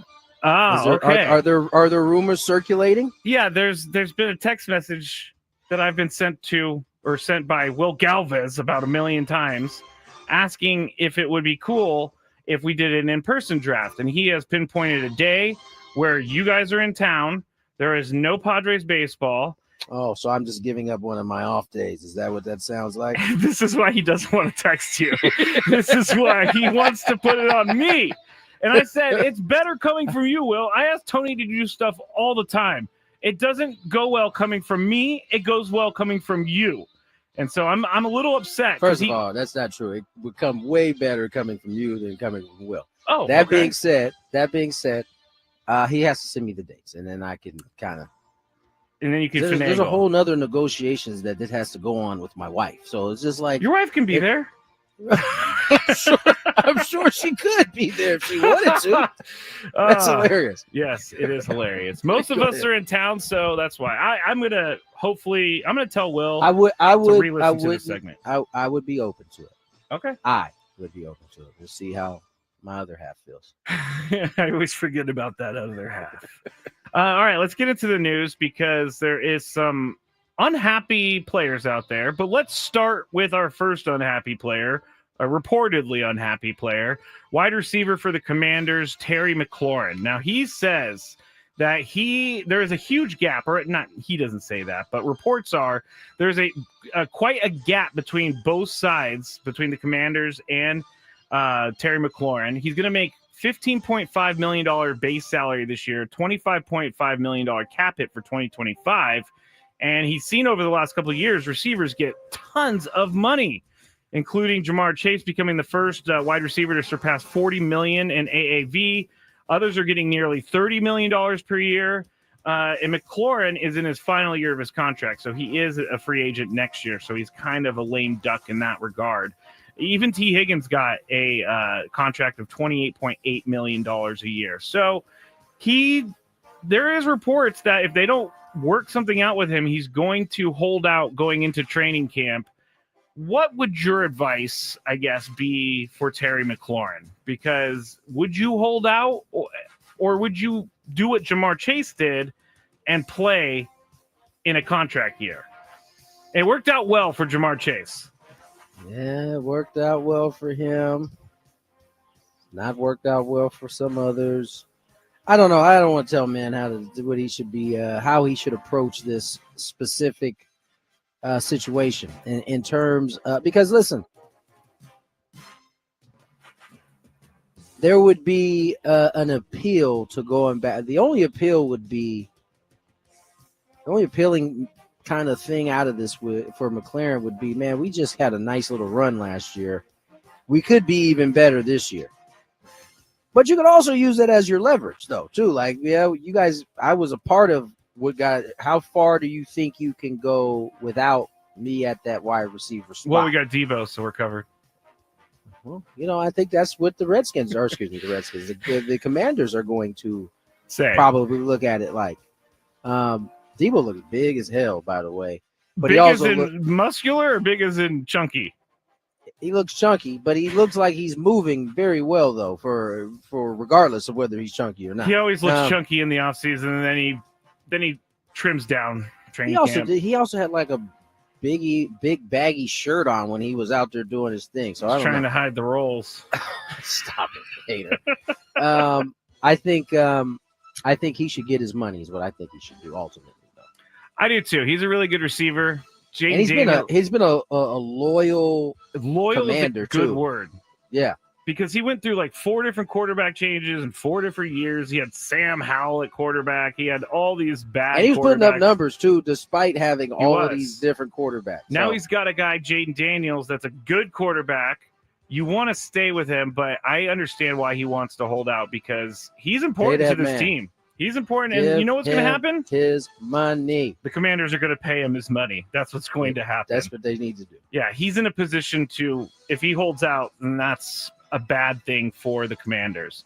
If you love Mediterranean food, try Spiro's for authentic Mediterranean cuisine in Coronado or La Jolla. For dining or takeout options, visit spiroscuisine.com. Now, today, Netflix's Quarterback was released, and we finally heard some real thoughts from Kirk Cousins about drafting Michael Penix Jr. in the first round of the 2024 draft after signing Cousins to a 4-year, $180 million deal. Here is a little excerpt from that show, Quarterback. Ended up signing with Atlanta and was pretty excited about the chance to get down there and start fresh. And then, was pretty surprised when the NFL draft happened. With the 8th pick in the 2024 NFL Draft, I could have cut this out. the Atlanta Falcons select Michael Penix Jr. Well, there it is. Wow. Wild. That is the first All right, this surprise is a long of time. the NFL Get back draft, to to it, say Kirk. the least. And he is going to the place that just made a bit misled, or like I had to wasn't skip. expecting us to take a quarterback so high. At the time, it felt like I had been a little bit misled, or certainly if I had the information around free agency, it certainly would have affected my decision. I had no reason to leave Minnesota with how much we loved it there if both teams are going to be drafting a quarterback high. But I've also learned in 12 years in this league that you're not entitled to anything. It's all about being able to earn your spot and prove yourself. Kirk provides us a chance to. All right, so that's what he said. He said he would have changed his decision if he knew that they were going to draft Michael Penix Jr. in the first round. And now people are saying that the Falcons did him dirty. Do you think they did him dirty? No, I don't think they did him dirty. Like, Kirk is how old? 36? Yeah. He said 12 years in the league. Yeah, well, so did he think he was going to, like, sign to a place like Atlanta and, like, they weren't going to have a backup plan? Like, they had a high pick. They didn't know what the quarterback room was going to look like thereafter. We see how the rest of the NFL thought of it this year, right? So they felt like probably looking, because, you know, these teams, they're not just looking at the class that they're drafting. They're also looking beyond in terms of quarterbacks. And they looked at it and they felt probably that Penix, who was coming off of an unbelievable season, was going to be better than what the class was the following year. And so you have the pick, you got to use the pick, and they chose to go that route. I don't know that they did him wrong. I mean, this is kind unless of, they explicitly told him we're not going to draft a quarterback in the first round. Yeah, unless they actually said those words, which he did not say. So this is business. He as was usual. Yeah, and I think he's taking it that way, and it's also a good motivation for him. But he was saying that when he asked Minnesota if they would want to give him a longer-term deal, they're like, we're okay. Yeah, exactly. He's like, all right, well, you forced my hand. That is the cost of doing business when you get older. It is the cost of doing business when you get older. And I don't think Kirk Cousins is a terrible quarterback. I think that he is a good quarterback who throws soul-crushing interceptions at the worst times. Soul-crushing interceptions. Huh? I mean, it's like fourth quarter, he's driving down and he throws a pick on the goal line. It's like those type of interceptions that really, really, really hurt fans of teams. Anyway, are you going to watch that show, Quarterback? I like those shows. Yeah, probably. I'm running out of like TV shows because they're all out of season right now. So yeah, I'm gonna have to. I know. What the heck is up with the FBI? I haven't seen a new FBI episode in like 3 months. You're not gonna see one until we get to like September. And they canceled Most Wanted, and they canceled FBI International. They canceled FBI Most Wanted and International. So it's just FBI now. I told you, Most Wanted was a little too. It was a little too serial killer for me. I didn't enjoy that one at all. I love Most Wanted. I don't want to be watching TV shows and like jumping like. Because Dylan McDermott is a complete psychopath in that show, and I love it. He just runs around being crazy. All right, here are some of the head coach hot seat rankings right now. You tell me if you agree with it. Number 1 on the list, Brian Daboll of the New York Giants. Their projection for him, I like how they do this, fired. So they're projecting him to be fired. I do think that if he has a bad year, they could be looking for a new head coach. Last year was a bungle. They have Jackson Dart. He's put all of his eggs in the Jackson Dart basket. Yes, he did. So would you agree that he could be fired this year, or he's the number 1 hot seat coach? Yeah, I would say so. All right, second up, Chris, I wish he was here. Mike McDaniel of the Dolphins. Prediction, fired. I like how they do the top that. 2 right here. Yeah, I like how they do that. Basically, they're saying in the blurb, this team is not going to be good next year. And this team has a lot of holes next year. See. And So Mike McDaniel needs to figure it out or else he's fired. I would agree that he's on the hot seat. Yeah, it's going to be it might be a rough year. They moved off of a couple good players that they had on the offensive side, offense and defensive side for that matter. Yeah. I mean, they still got Tua and Tyreek. Yep. Yep. Yep. You got Tua and Tyreek. Third on the list, Zach Taylor of the Bengals. Prediction: fired. Really? Yeah. No, I don't think that one's happening. Yeah, I don't think that one's happening either. I mean, The division, I will say the division is super good. the AFC It's North tough. is very Yeah. good. It's very good. And I mean, the Browns are going to be an improved team even on that side. Yeah, man, that might be the toughest division. It could be AFC North with Bengals, Ravens, Steelers, Pittsburgh, and Cleveland. Browns. Is it just 4? It's just 4. Okay. Yeah, That's a tough one. Zach And Taylor, so for that reason, I guess that's probably why he's on the list, right? Because you got the Steelers. I still think the Bengals are probably the second best team in that division, though. could be. I mean, they definitely have the offense for it. Joe Burrow's going to be Yeah, healthy. that's right. Their defense is going to take a hit with my man. Trey Hendrickson. Yeah, Trey Hendrickson. He's not playing around. No, he's So not, irritating. and he shouldn't play around He because should. he's very They good. just he just watched the two wide receivers. Y'all, you gonna pay them, but you're not gonna pay me? Okay. Yeah, I'm taking note of that. I'm taking note of that, owners. Zach Noted.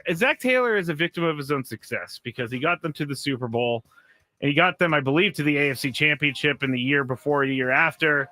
The only man to ever go into Arrowhead. put a Burrowhead, whooping you on mean? him. That's what they were calling it. We haven't seen very much Burrowhead since then, but you know. Yeah, we have not. All right, next one, and we'll go quickly. Shane Steichen of the Colts. Prediction: fired. I think he's fired because of the way he handles this Anthony Richardson situation. He is so bad at dealing with quarterbacks. Maybe Anthony Richardson does some growing up and takes some big strides. I think that'll be the only thing that can really save his job. Yep. Next one, Sean McDermott of the Bills. Prediction: not fired. Yeah, I don't see that one. If they don't get deep in the playoffs Who are you again, gonna go get? Who are you bringing in? Good Zach Taylor, because he'll be fired by the Bengals. Okay, I can see that. That's it for the list of head coaches on the hot seat. But Sean McDermott, he's been there a lot, but he has not won that big game yet. Same could be said. Well, John Harbaugh won a Super Bowl, so never mind. I'm going to stop. Who did they lose to? Them. Chiefs? Yes, they did. In Buffalo. In Buffalo, I believe. No, wait. Was it in Buffalo? Man, my memory is really terrible because that was I'm Baltimore that had to Googling go to right Buffalo. now on this. No, I think it was both of them that had to go to Buffalo. No, the Chiefs played the Ravens in the AFC Championship. Did the Ravens beat the Bills? I thought the Ravens lost to the Bills. They did, Okay. right? This is embarrassing for me. 'cause I They should have didn't the known Ravens this. lose to the Bills in the playoffs? 2024 AFC Championship game at Arrowhead Stadium. Chiefs beat the Bills 32-29. Chiefs beat the Bills. Okay. I Anyway. knew it wasn't the Ravens No. because the Ravens lost at Buffalo. Yes. So anyway, I'm just going to pretend that last minute didn't happen. And we're going to move on. That's it for the NFL news and notes for today. When we get back, we are going to try and play another game. It's not going to be the same game as yesterday, but we're going to try. So give me a call, 833-288-0973 for your chance to qualify for a trip to Las Vegas here on 97.3 The Fan.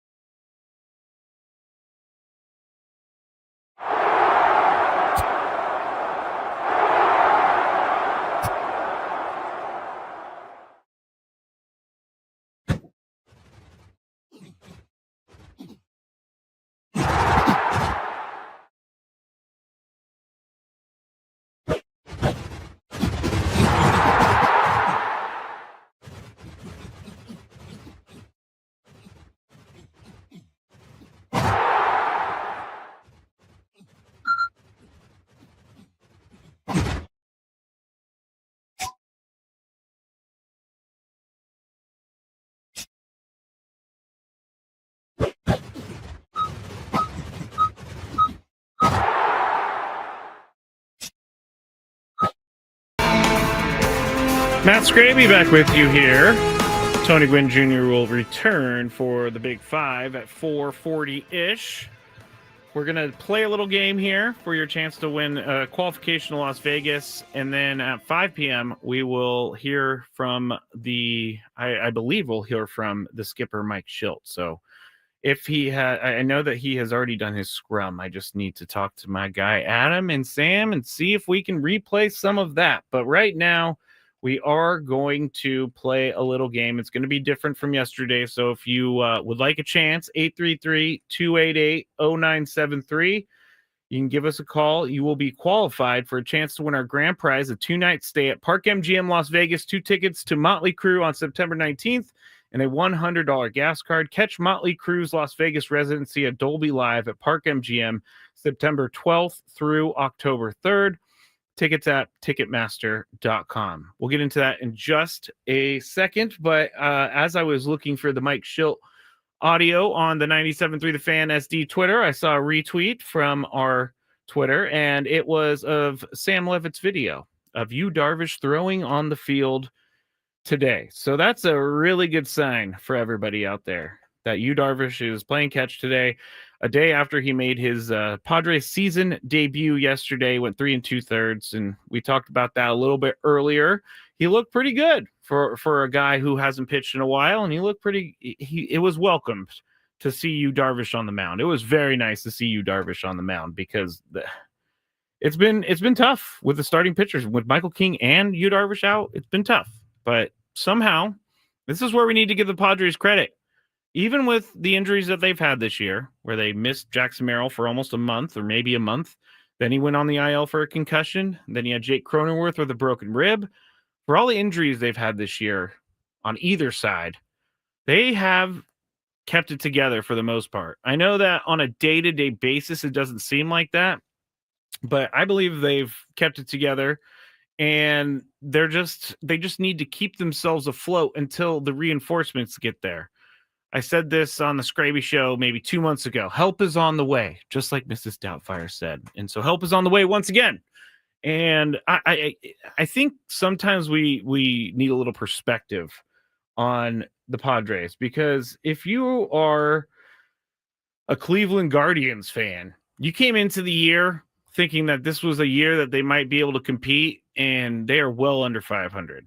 So that could be the Padres, knock on wood. It's not the Padres. So I think we have to, sometimes keep it in a little perspective. All right, let's get to the game real quick. And this is how it's going to work. It's Padres trivia. And so I'm actually going to throw in on top of this 2 tickets to the Padres Diamondbacks game tomorrow night. The first 40,000 fans will receive a free Padres City Connect straw hat. Get tickets at padres.com/tickets. So we're going to do some Padres trivia. You have to get 3 in a row correct. And there's no such rule as if Chris misses one, then you're on to the next category. If you miss it, you're out. So that's how it's going to work. Try to make it a little bit more simple for today, but we will start. Trying to get my phone screener up. We will start. Let's start with Ben. Hello, Ben. Hello. How are you? Doing well. How are you doing? Good. Are you ready to play this game? I am. All right. So I'm going to get a little music going, and then I'm going to ask you questions. You need to get 3 in a row right, and you will end up winning these tickets and the qualification to Las Vegas, or for the Las Vegas trip. There are 2 guys, Ben, tied for the lead in home runs on the Padres.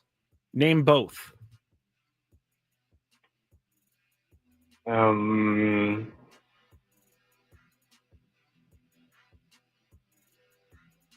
For Fernando Tatis and Gavin Sheets. Gavin Sheets. I'm sorry, Ben. That is incorrect. Hold on. I got to move my bed. You got one half of it. It was Fernando Tatis Jr. and Manny Machado. So that's how the game's going to work. You have to get 3 in a row. If you don't get one right, you are eliminated. So there's a little bit more on the line here this time around. All right, let me get my bed going again. Now we're in a good place on the board. Let's go to our next contestant, and that will be Kyle. Hello, Kyle. You ready to play? Yeah, Skraby. Thank you. All Ready right. to go. You're welcome. Thank you for playing. First question. Gosh dang, I have way too many tabs open, everybody. All right. Who has the best WAR on the team right now?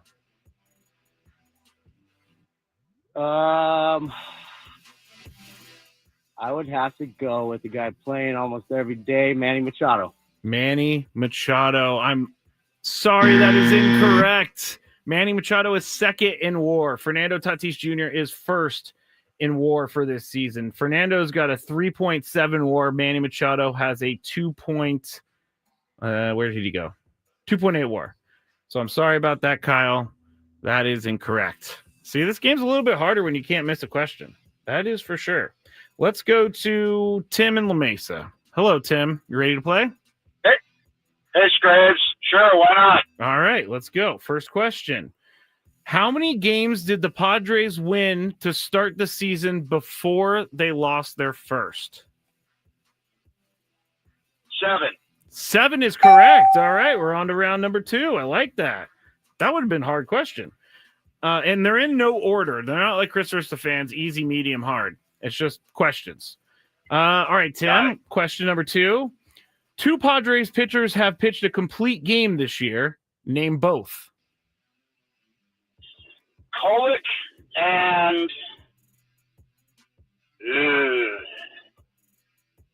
God, I remember the Kolick game when we blew out the Rockies. I will give you that one. That is correct. No. Oh, God. So you have one one more. A lot of choices. Our starters have been pretty thin, so let's say Pavetta did it. Pavetta. I'm sorry, Tim. That is incorrect. You had the one. Kolek was in Colorado, and Michael King was at home against Colorado, got the complete game earlier in the year. I'm sorry, you are eliminated. Ugh, I kind of want to say you are the weakest link. Goodbye, because that's what I do. All right, this is how the game is working. Let's go to our next contestant. We are going to go to Kevin in Escondido. Hello, Kevin. How are you doing? Good, Skraby. How are you? Pretty good. Are you ready to play? Good. Yeah, let's go. All right.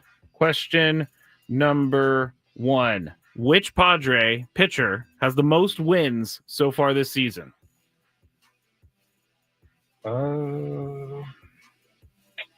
Pavetta. Pavetta is correct. Nice job. Nice job. All right, here we go. Question number 2. Which Padre?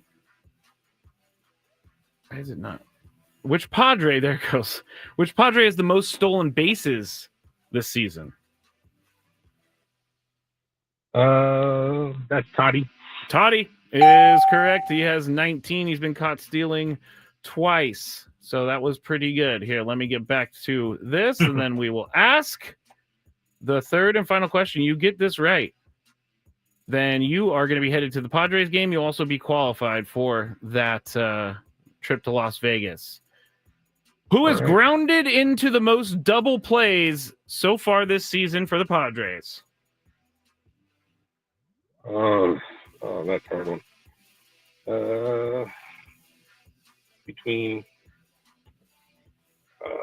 We'll go with Bogarts. Bogarts. Incorrect. I'm sorry. You were almost there, Kevin. Actual answer is Manny Machado. He's grounded into 11 double plays this year. Xander Bogaerts is grounded into 8 double plays this year. So there, we lose another player. Let's go to Art.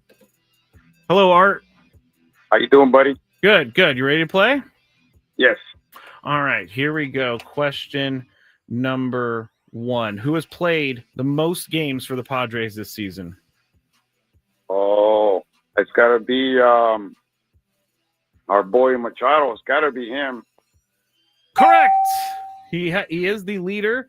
He has 90 games played. Xander Bogaerts is 88. Fernando Tatis Jr. has 87. So that is pretty good. Here we go to the second question. Who has the most triples for the Padres this year? Oh, the triples? Mm-hmm. I think it's between. It was Merrill last year. It's got to be between. Who's a fast runner? I gotta say, and it can't be that many triples. Nope. It's got to be. Gonna need an answer. Arias. He's got to be. He hit so much. Arias. You were correct, Art. That is incredible. I did not think anyone would have guessed Arias would be the leader in He hits triples. the ball so much, and he's got quick little feet. I mean, last year was Merrill, Cronenworth. I'm thinking those guys are slumping. Gotta be.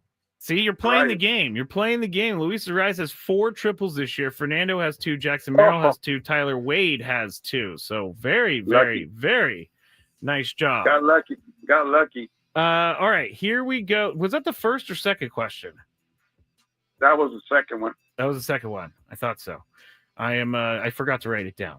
Question number 3. If you get this right, you will be heading to the game, or you will be qualified for the trip to Las Vegas.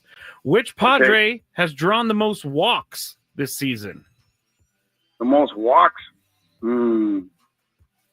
Gotta be. Who's played a lot of games? I'm gonna guess Tatis. Tatis?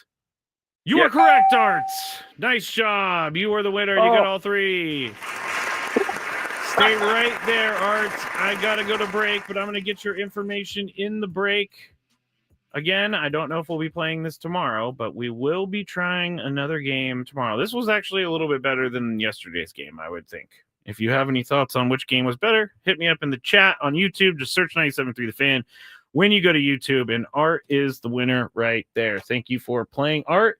Thank you for playing it thank you to everyone who called and tried to play. We'll do it again tomorrow. When we get back, I want to figure out how to get some production in the 7 through 9 spot for the Padres. I have some stats. I have some things I want to talk about. So stick around. That's next on 97.3 The Fan. From the 855, get Ross Trout.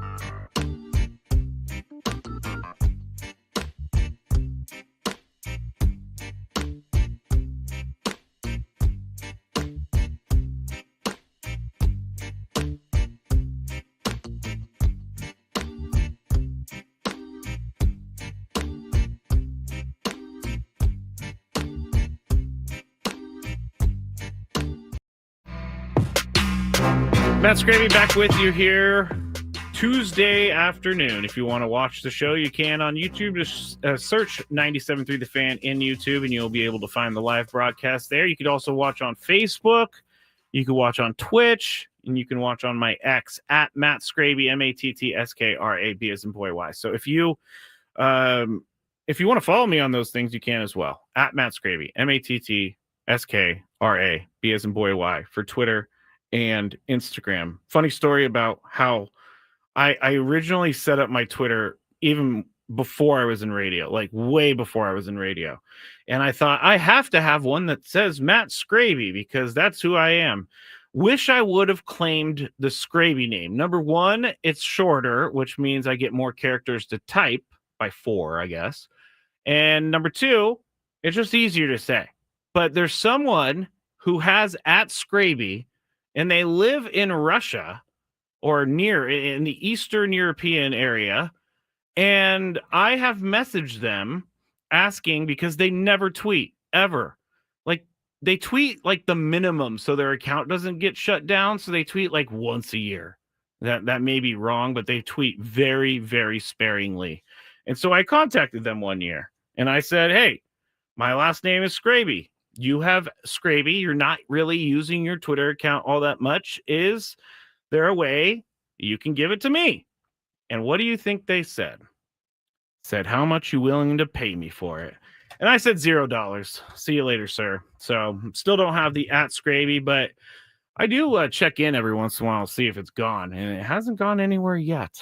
But my Twitter account is at Matt Skraby, and my Instagram is at Matt Skraby. Big news of the day, Jackson Merrill is moving down to the 5th spot in the lineup. First 5 go Tatis, Arraez, Machado, Sheets, and then Merrill. But what I wanted to say in this segment, and we're going to hear from Xander Bogaerts a little bit later about Manny Machado and 2,000 hits. He kind of puts it in perspective. So stick around for that in the 5 o'clock hour. But if you're looking at every single place in the batting order and where they are their best, there's 2 spots hitting in the 290s for this season. The 3rd spot and the 4th spot. So that's usually been reserved for Manny, usually been reserved for Jackson Merrill, usually been reserved for Luis Arraez. So those guys are hitting in the 3 and 4 spot. 297 for the 4th spot, which really did surprise me because it seems like the cleanup hitter has not been all that great this year, but these numbers are kind of telling me that the cleanup hitter's been just fine. The OPS of the cleanup hitter is 782, which is not terrible, but it's not great for a traditional power spot in the batting order. But when you look at spots 1 and 2, they're averaging 262 for the year. If you're looking at spots 3 through 6, they are also averaging 262. But then when you go from spots 7 through 9 is when things take a real big turn. Batting 7th, 8th, or 9th this year, the Padres have hit 209 with an OPS of 585. Now that is the 9th spot has been reserved for catchers, and the catchers have not hit well this year. So that makes sense to me. But when you're looking at going the 7th spot, they're hitting 240. So that is not great, but it is enough for me in the 7th spot. In the 8th spot, they're hitting 193. In the 9th spot, they're hitting 194 with OPSs 572 and 548. You are not getting anything out of the 8th and the 9th spot. So when I say automatic out at the end of the lineup, obviously I'm not being like super serious, but this is as close to an automatic out as you can get. The 8th and 9th spots are very important to any lineup. And so when you're getting down to the bottom of the order, it's not that scary to face the 8th and the 9th hitters. And if you're going to try to get guys on base for the guys at the top of the order, you're not getting guys on base for the 1st or 2nd or 3rd hitter in the order. And that's a big problem. Maybe not game to game because it could work out one day, but not for the next 5 days. But if you add it up over a whole season, you're not giving your guys at the top of the lineup enough opportunity to drive runners in.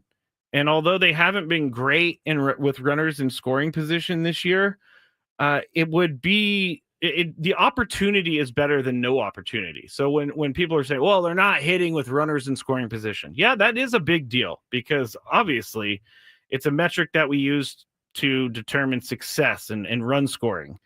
But if you're not going to, I just think that if you're not going to give these guys an opportunity to drive them in, then what can you do at the bottom of the order to help out? Can you have long at bats?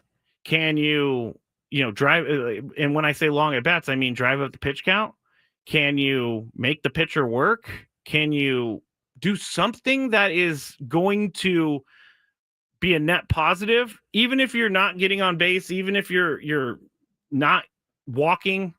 Are you contributing somehow? And that's kind of been a theme because when we talked to Jay Cronenworth in, I almost said training camp, spring training, he said that he wanted to focus on one thing this year, and that would be to stay within himself and stay in the moment. And when he is going bad at the plate, he wants to be successful at other things, because if you let the rut at the plate get to you, then you're not good anywhere, and then you're just a net negative for everyone. But if you are, say, playing really good defense but not hitting well, you can get away with that for a little bit. And I think that I think that this team is desperately needing a more consistent bat. I don't know that they're going to be able to get a new catcher. I don't know that there's a catcher on the market that they can trade for right now and just stick them into the lineup and stick them into that pitching staff and not really worry about the transition troubles. But I just think that you have to do something at the 8 or 9 spot. And I see a lot of people that blame the guys on the bench, and I'll point out these guys are not doing great, but they were never supposed to be your big run scorers, makers, hitters, all of that. They were never supposed to be that. They were a supplement to the lineup. The big hitters are the main course. Here, okay, I got an example. I tried an example on Tony earlier. It didn't work, but I got an example.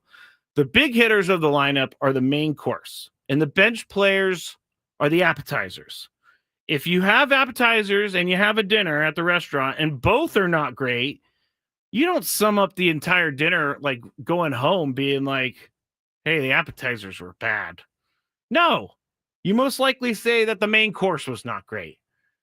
Or you could say everything was not great, but you aren't going to sum up the bad meal with, well, those appetizers ruined everything for me.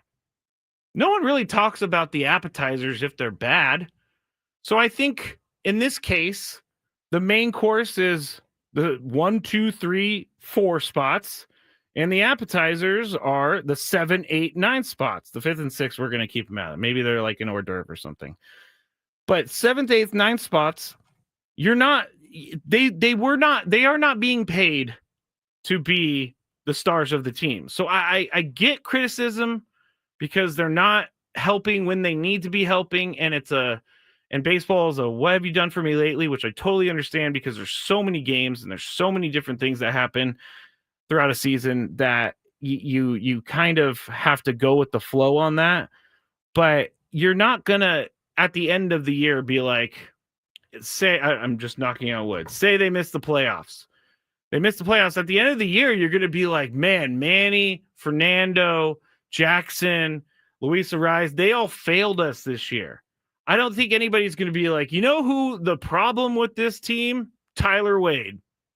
This team is terrible because of Tyler Wade. Or this team is terrible because of Trenton Brooks.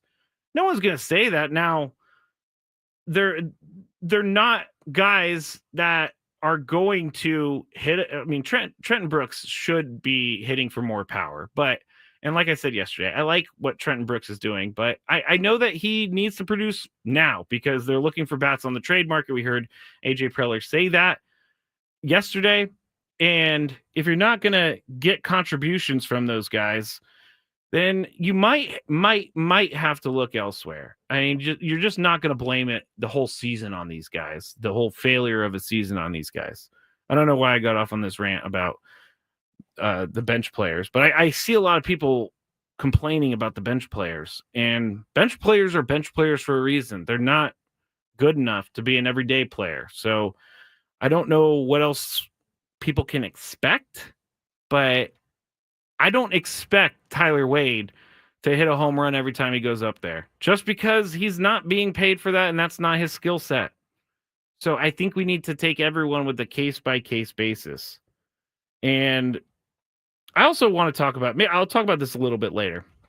I want to talk about their hitting with the bases loaded.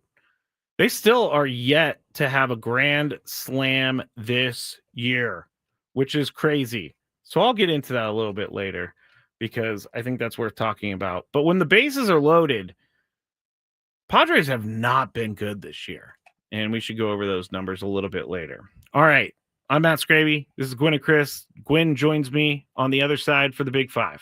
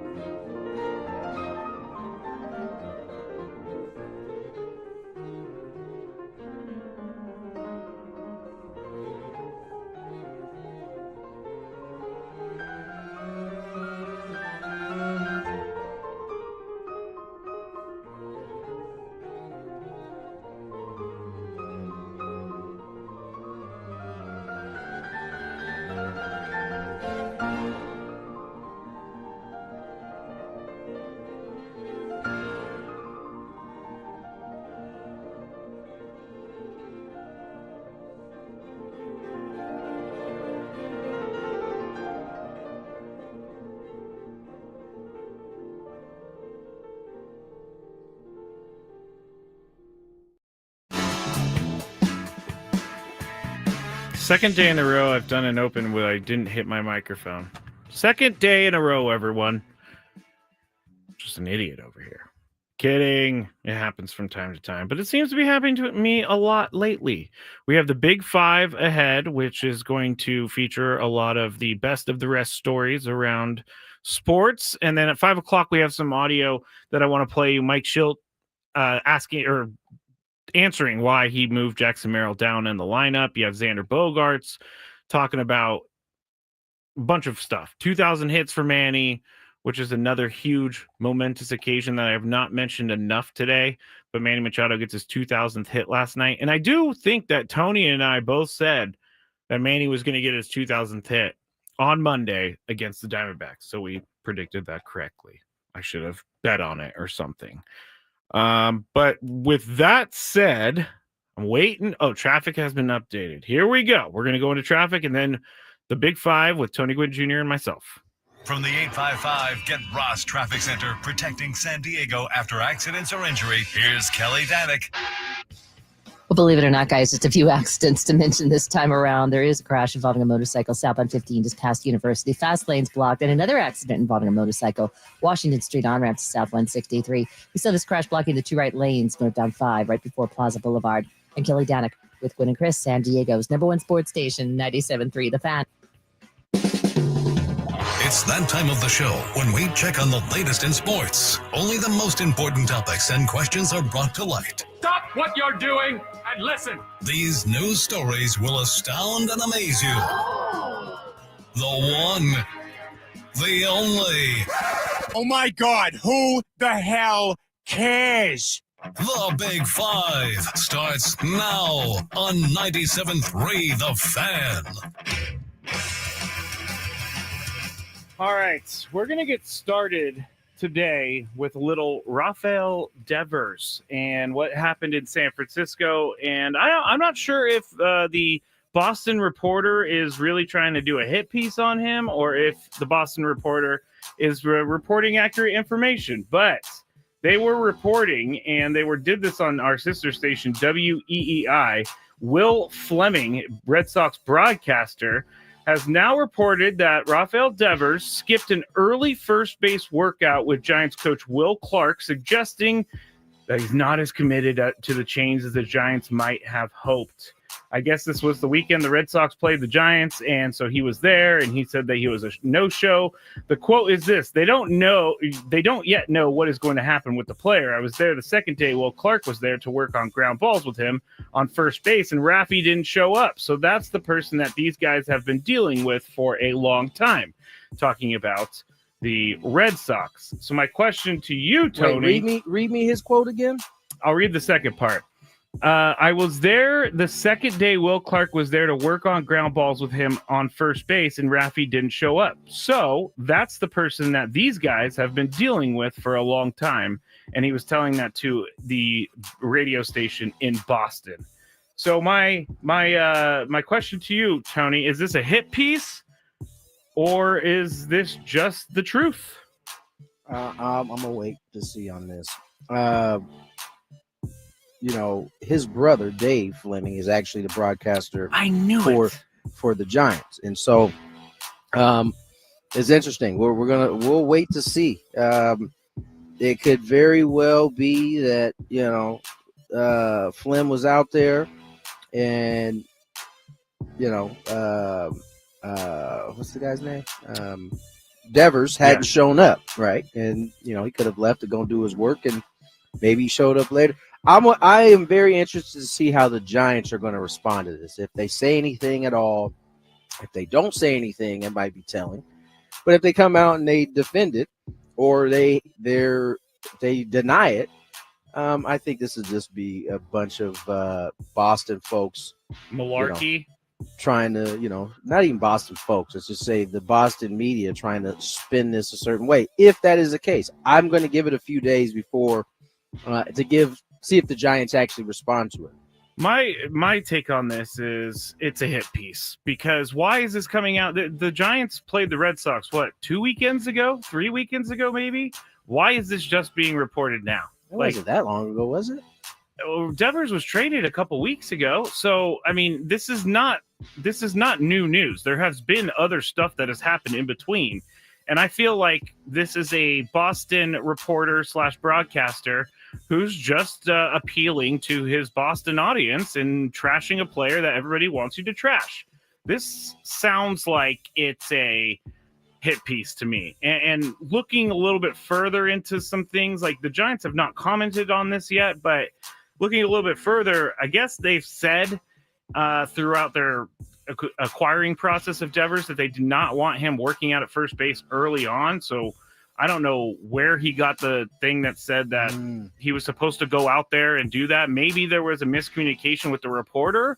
You know, one guy who if he feels like there's some facts not actually right, who will respond is Will Clark himself. He has no problem with getting himself out there. So that's why I'm saying I'm gonna wait and see this.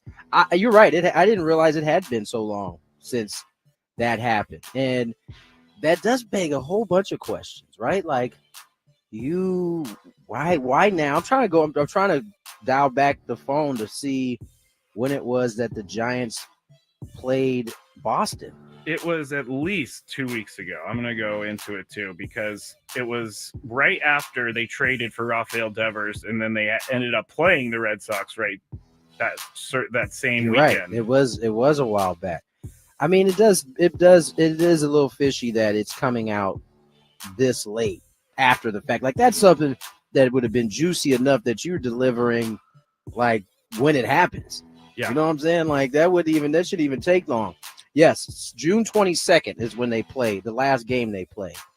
So 16 days ago. So like, yeah. That's you're right. You're right. I don't know if it's a hit piece. I'm not gonna say it's a hit piece, but I'm gonna say that I'm gonna wait to see if more facts come out on this one. Which I don't know that the Giants should say anything about this because it happened so long ago. Like, if you find this out as Will Fleming, don't you immediately go and tweet it or something, or at least talk about it to someone? I'm saying that seems like the thing that I mean, that's what I would be thinking, right? Yeah, it doesn't make sense to say it a couple weeks later. I will say this. If I'm the Giants, I think you do say something, because if your plan is to, I mean, you got Devers for quite a bit of time. You want him to be, happy, and you want to make sure he knows you got his back. So that is true. That is true. You got to defend your player a little bit, but especially if he didn't do what they're saying, what he's being accused of doing here. Yeah, like no showing after he's been traded. No showing Will Clark, and it's more for the narrative of, the Red Sox, they did the right thing by trading this guy. Yes. He was a bad guy. That's the picture they're trying to paint. This is what they were dealing with. Even though I do like Dave Fleming, I don't know that I've ever really I haven't identified Will Fleming on a broadcast, but I don't know. It's a little fishy. Number 4. Wimbledon players are really annoyed and angered by something tournament organizers have done this year for the first time. Instead of line judges, they have an artificial intelligence system that is supposed to detect whether or not a ball is in or out, but most players are saying the system doesn't work well enough. Even a top British player said they don't think it's 100% accurate. I haven't seen an exact reason for having the lines people removed completely, but my brain immediately goes to it's because they wanted to save a little bit of money. So they also told a couple players that they needed to speed up because it was getting too dark for the AI. So it was like, you guys need to hurry up on your match because our AI can't keep up with you. But my question, and I'm up first, did Wimbledon do the wrong thing? And I think everybody knows where I'm going to go with this.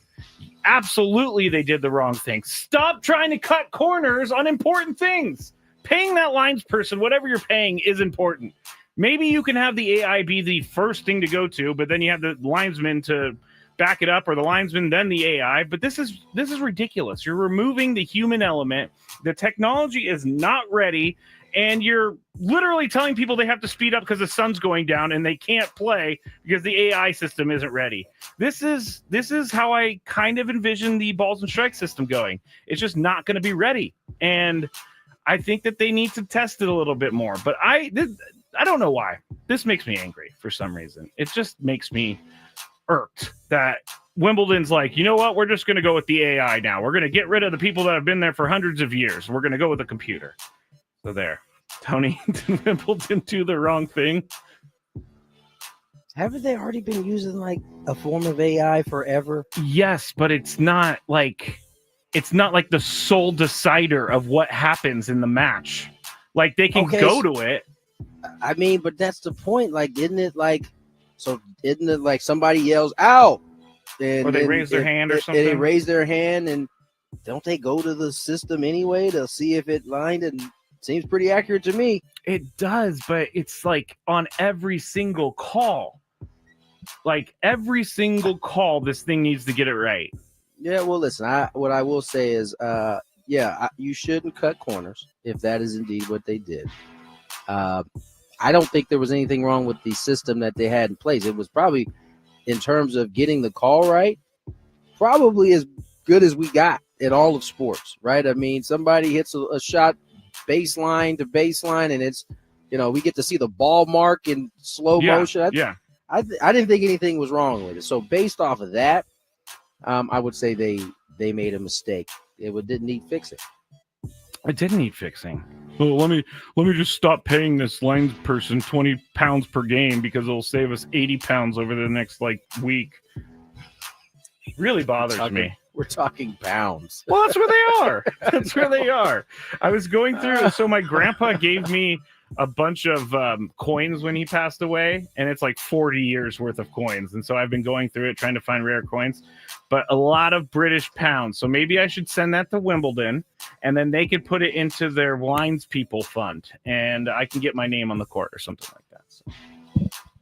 You get your name on the court? Is that what you want? Yes. Instead of center court, it's Matt Skraby court. Matt Skraby court? Yes. With the 40 pounds that I found. Number 3. Yesterday we talked about O'Neal Cruz, and we kind of talked about Brian Reynolds being okay with quote unquote mediocrity in Pittsburgh. Well, it's really funny that this comes out today. But it's kind of funny. Noah Hiles, who we had on the show when the Pirates are in town, of the Pittsburgh Post-Gazette, he reported that Brian Reynolds has a no-trade clause in his contract that includes several teams, and all of them are in playoff contention. I don't get this.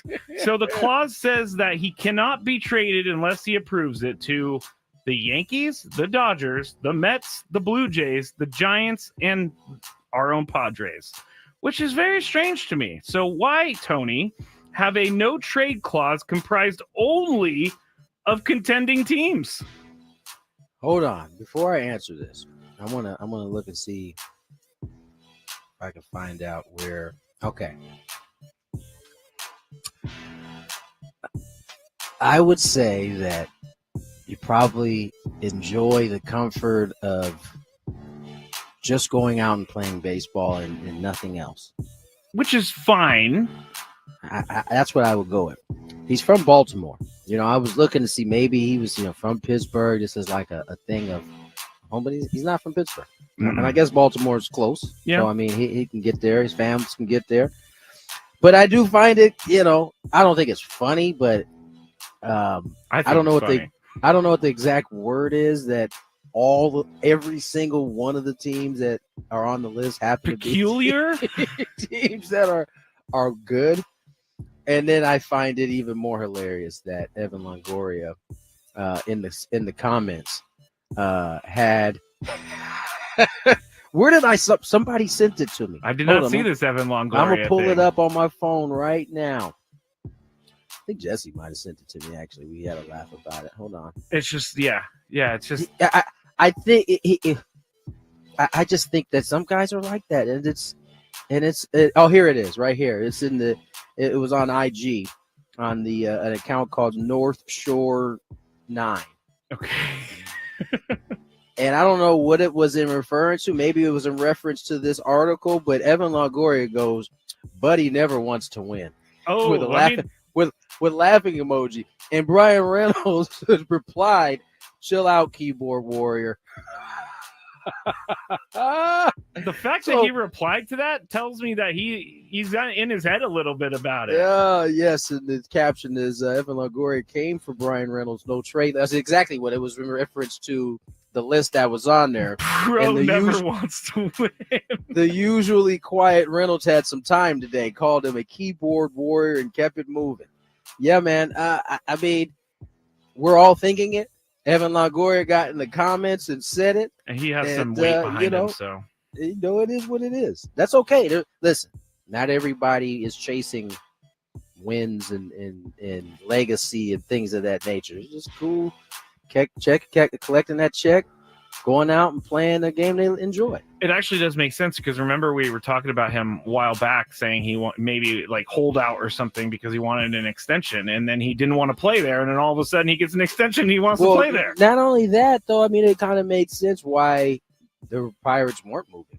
They knew that they probably could get an extension with him because he ultimately didn't want to go nowhere. You know what? I draw the line at any good team in Major League Baseball. I do not. I want to be traded to the Rockies. Get me over to Colorado, please. Like I can totally see like a couple of them that it might just be too much. But yeah, like the Dodgers. Why would you want to join a team with a million people already on the team? Like, I can get that. The other ones, though, it's like, why wouldn't you want to come to San Diego? All of them. All of them. Though, like that's weird. I mean, it's kind of, but hey, to each his own. Yeah. All right, Brian Reynolds. I see you. Number 2. I also like Evan Longoria saying that. But he never wants to win. Calm down, keyboard warrior. I didn't know Longo had that in him. Yeah, right that's there. A little man. That's a good little spat right there. That's good. All right. I don't know if I hit this, but I'll hit it anyway. Number 2. New York Yankees. Those words definitely stung. That's why he had to get in the comments. Oh, yeah. He definitely stung. Yankee shortstop Anthony Volpe's struggles led to some trash talk by a New York Mets fan on Sunday afternoon in Queens when the Mets were playing the Yankees. Volpe's father, Michael, was in earshot, and he made sure the heckler was addressed. Now, I'm not going to play the video because it's full of a bunch of swear words, and it's kind of hard to hear, but it's on TikTok. And it showed what appeared to be his daughter, Olivia, trying to hold Michael Volpe back. But whatever the Mets fan said sent him over the edge. The expletive-laden confrontation from Michael showed he wasn't happy because he said, quote, bad-mouthing my son, bleep you! Bleep you! That's what he said in the video. And I don't think... anyway, I don't think the fan knew it was Volpe's family behind him, but when a family goes to a game of a player, I'm up first. Do they have to ignore things like this? My question or my answer, as hard as it may be, especially for someone like me, you have to ignore this. You have to ignore this. You're in Queens at a Mets-Yankees game. Your son is not playing great. And he's being heckled. Like, you just have to eat it and go on with your day. Even as much anger as you build up inside of you, leave the game if that's the case. But now you're all over TikTok, and now your son's answering questions about you. And, dad's going to defend his son. But, yeah, you kind of have to leave this at home. What do you think, Tony? Should they ignore this? Yeah. I mean... I don't know what was being said. I mean, if it was like in the range of normal heckling, we talking about numbers, we talking about how bad you are right now.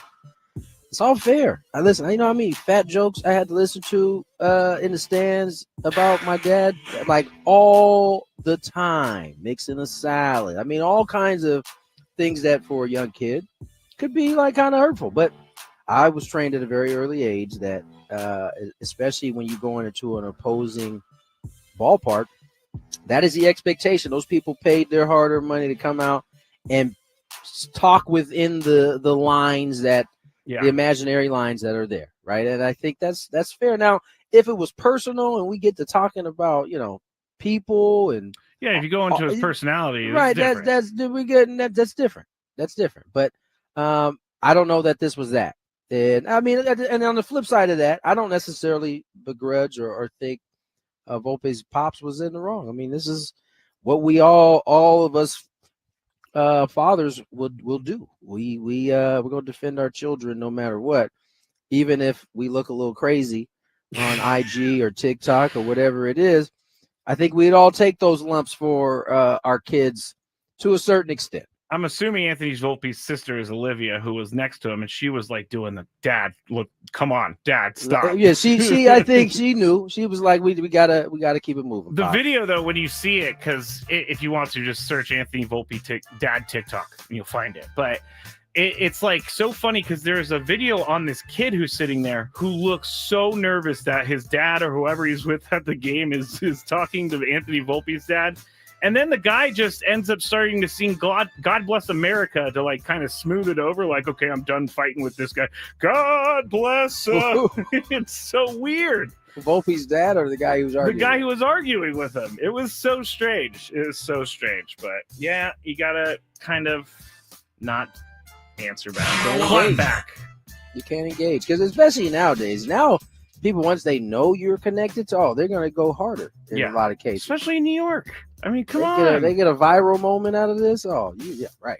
I always think that the person who starts it is the jerk in it, but a lot of people think that Volpe's dad. Anyway, Pittsburgh Pirates outfielder O'Neal Cruz, who we talked about yesterday, announces entry into the Home Run Derby on Tuesday night next week, joining Atlanta Braves star Ronald Acuna Jr., Cal Raleigh, Byron Buxton, and James Wood. Now, that's 5 players.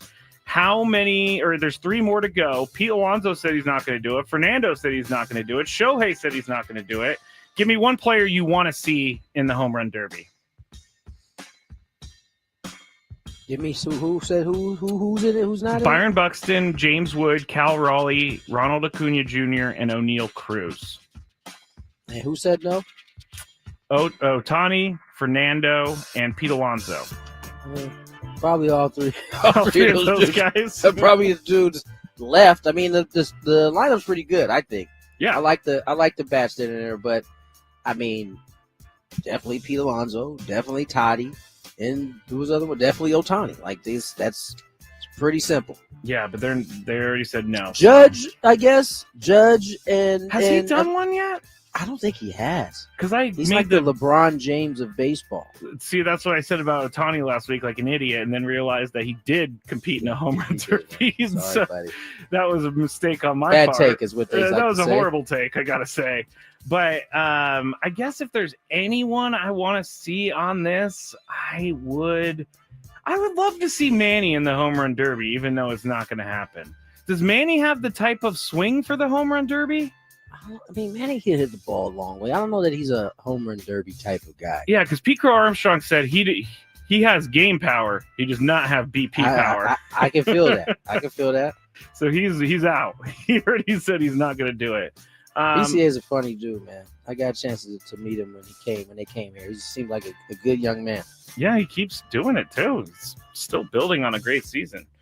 All right, that is it for the Big Five for today. When we get back, we're going to get you set for Game 2 between the Padres and the Snakes on 97.3 The Fan.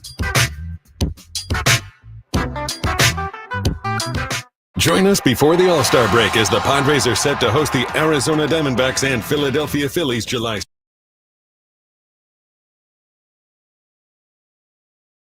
I actually got in trouble once when I worked at the bank for looking up a celebrity. And it was totally wrong on my part. Totally wrong. Looking up their account number? Just I searched their name in the account system, and Skraby, what is wrong with you? I was like 19. You'd be better off. Cool. You'd be better off admitting that you wore your underwear inside out. Frankly, This guy is just searching up people's accounts. It only happened that one time because I got caught. How did you get caught? The account was flagged, and anybody taking a look at it gets logged. And so I got called into the boss's office like 3 days later. What did that come? I'm sorry, I gotta ask, but nobody's supposed to be doing this preview. What did that conversation? How did it go? Well, why were you looking up Paris Hilton? Is that who it was? I can neither confirm nor deny. Oh my goodness. I can neither confirm. That's really funny, Chris, that you just yelled out that name out of all names. No. But I walked in, I got called into the office, and I sat down, and all my boss, I loved her. She was great. Her name was Sharon. Amazing boss. She just slid the piece of paper in front of me. You knew. Said, "Did you visit this account?" And I looked. Yeah. She was like, we're going to have to write you up for this. And if you do it again, we're going to have to fire you. And I said, I'll never do it again. And I got out of there as soon as possible. I took everything, but it was not good. Not good. Just curiosity, huh? He's like, I wonder how much they have in their account. Yeah. I mean, before I got caught, I did look up athletes. And, oh my God! I'm so glad you're sitting in this seat now. Yes, I'm so happy you're not doing any job that can be dangerous to people's futures. This was in the first year that I was there. I learned my lesson thoroughly. Chris, as I said, as soon as they walked in, they was like, yeah, that's our guy right there. That's our window. We're gonna take him down. Yep. Just lucky I didn't get caught for like. I can't even say. I'll tell you guys off break whose account I saw and how much money they had sitting in their checking account. And this was how long ago, too, by the way? 2009, 10. Way before I became a good person. Didn't Bank America get in trouble? Or was that it was one of those banks got in trouble? All of them get in trouble for selling information. But I heard folks like you. I wasn't selling any information. I was just wanting to see what was going on. Curious. I didn't check their account activity, which I could have. Been like, oh, they bought this here. I'm going to go up there. You know, I'm not that creepy. Well, that's stock. Oh, yeah, you're not that bad. I'm not that creepy. This is amazing, by the way. We're supposed to be doing. How are we supposed to do baseball picks under these circumstances? We can't anymore. I think we gotta push it. You guys never did it? Well, I mean, no, Skraby, we didn't really. Okay. Like you work at a bank, you're looking at people's account information. That's unbelievable. It only happened for a little bit, and then I got only for a little bit. I can't stop laughing at this because it is quite hilarious, Skraby. But you were saying that I may have gotten robbed or whatever. I actually did get robbed when I worked in San Francisco, and they're called quick change artists. How long did you work in the banking industry? 8 years. I was a teller supervisor when I finished. I was also the merchant teller, which took in around $150,000 in cash a day. Guess what? Always balanced at the end of the day. Yeah, I bet. But there was a guy who walked in. He had about $5,000 in hundreds, and he handed it to me. He said, "Can I get 50s for these?" And I said, you know, it's pretty annoying that he wants $5,000 in hundreds. And he wanted $5,000 in 50s. He just wanted 50s instead of hundreds. So I had to go get it from the vault. I come back. I'm starting to count it out, and then he's like starting to ask me questions as I'm counting it out. He's trying to what did I tell you, Chris? This is what I'm talking about. That window right there. Hey, this guy was so good that no one saw it coming, but. Final half hour of the show here on 97.3 The Fan. This is Gwynn and Chris. I am at Skraby. Gwynn off doing his Petco Park things. Chris on vacation. He will be back on Monday. We are going to get right into it because, you know, there's been a lot of talk as of late about Jackson Merrill and his rut that he's in. We're not going to say slump because I guess that is not something that players like to hear. They don't like the word slump. But we also threw out the idea earlier in the show as to when they should move Jackson Merrill down in the lineup because he is really struggling. He went 0-for-5 last night, struck out 3 times, did not look great in some of his at-bats, did not look comfortable in some of his at-bats.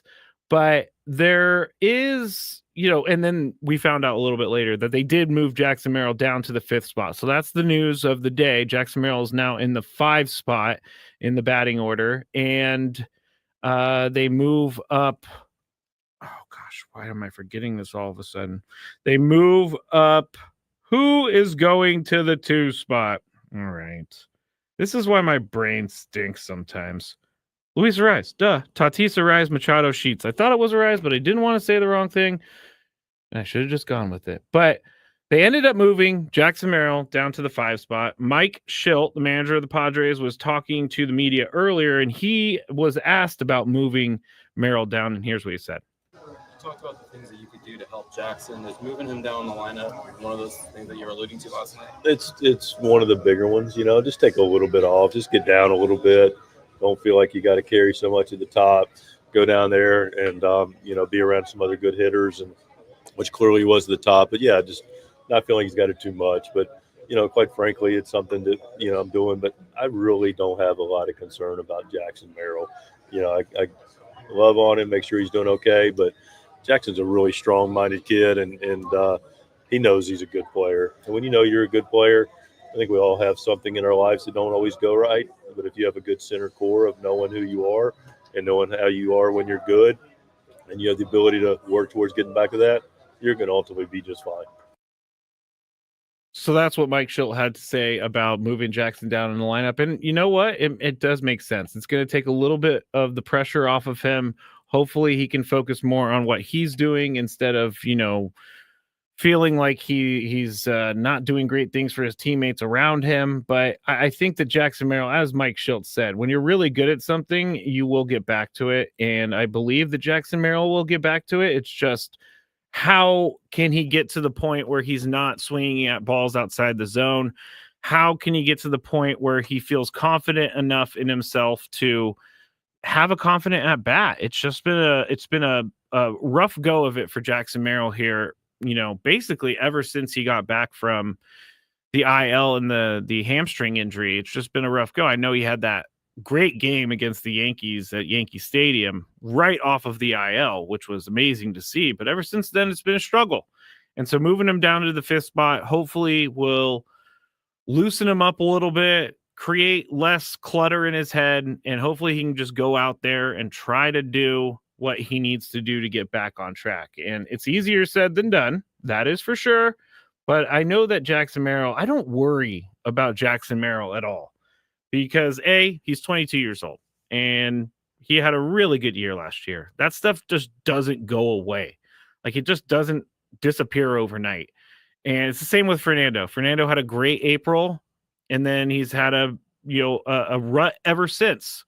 And he's kind of making his way back out of it, but it just doesn't, it's not something that just goes away overnight. We know that Fernando can do great things. We know that Jackson Merrill can do great things. And Jackson Merrill is kind of one of those guys who puts the responsibility on himself. Like, he's not worried about anything outside, all the outside noise about him. He's not worried about any of that. All he wants to do is play baseball and play baseball well.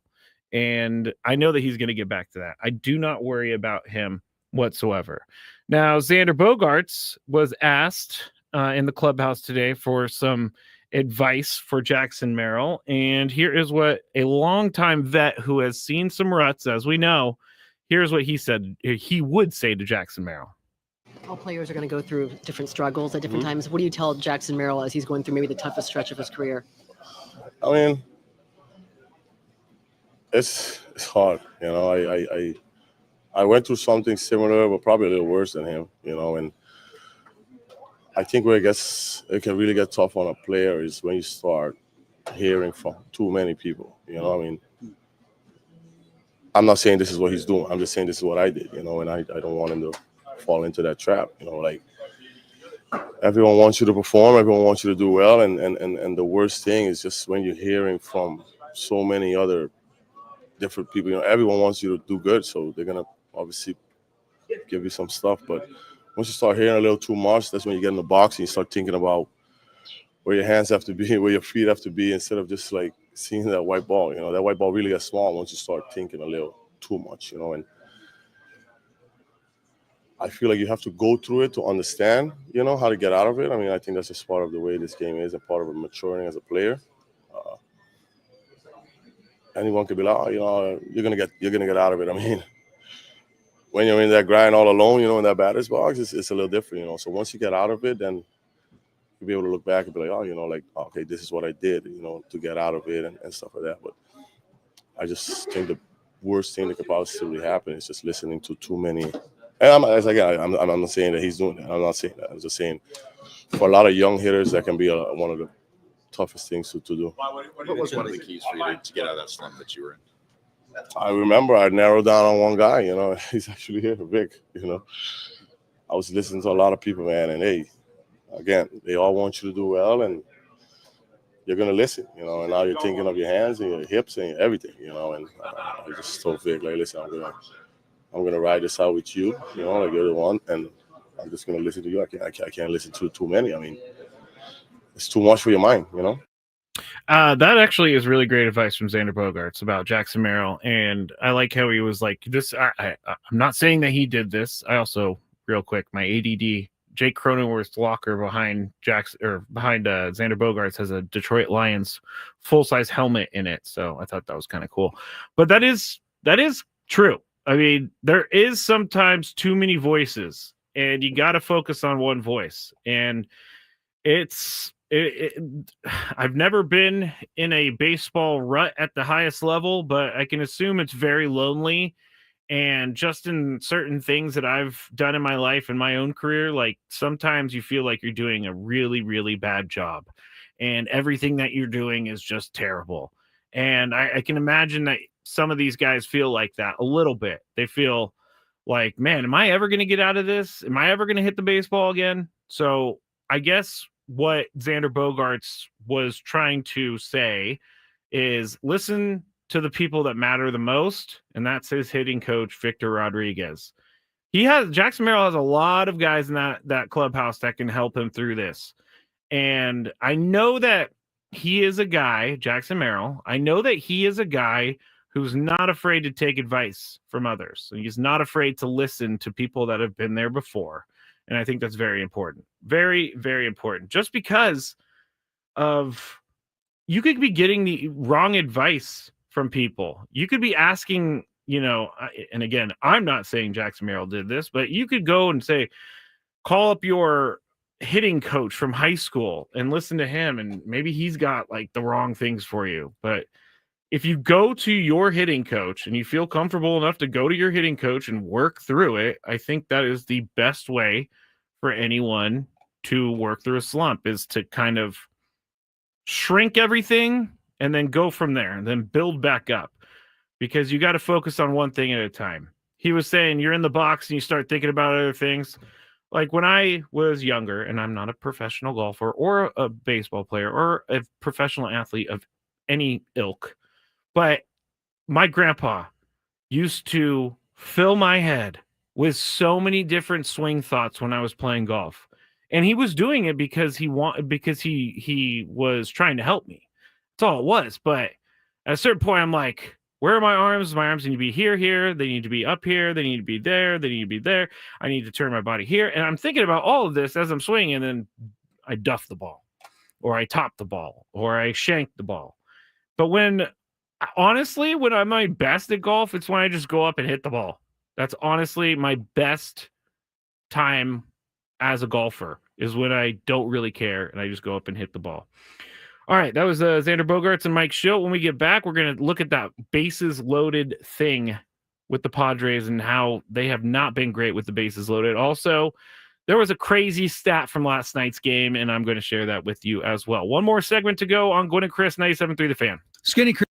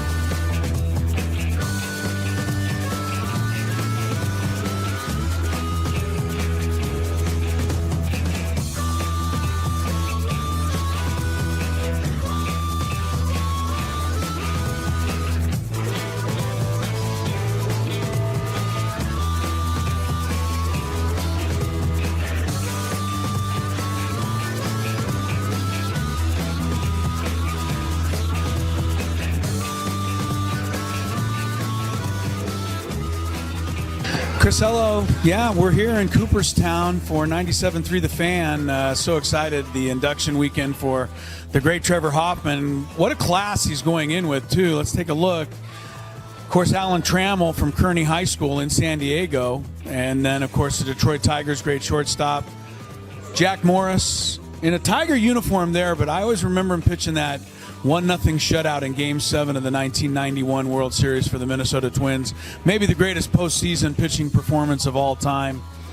Chipper Jones Padre fans remember him. Every fan of a National League team remembers him because he would come in and do damage to that team.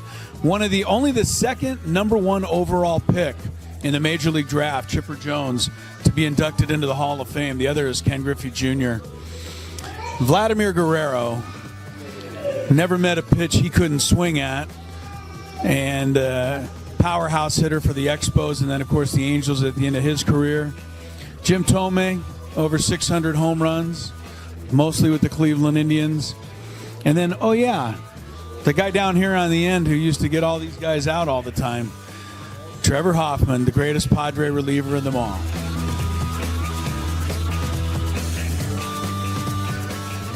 Two of the greatest outfielders in the history of baseball. Of course, you've got Babe Ruth right here. Ted Williams right over there. I was wondering who the third outfielder would be. And then, of course, it hit me. Tony would be upset if I didn't say that the third outfielder, who will someday probably be displayed right here between these two guys, is obviously Mike Trout.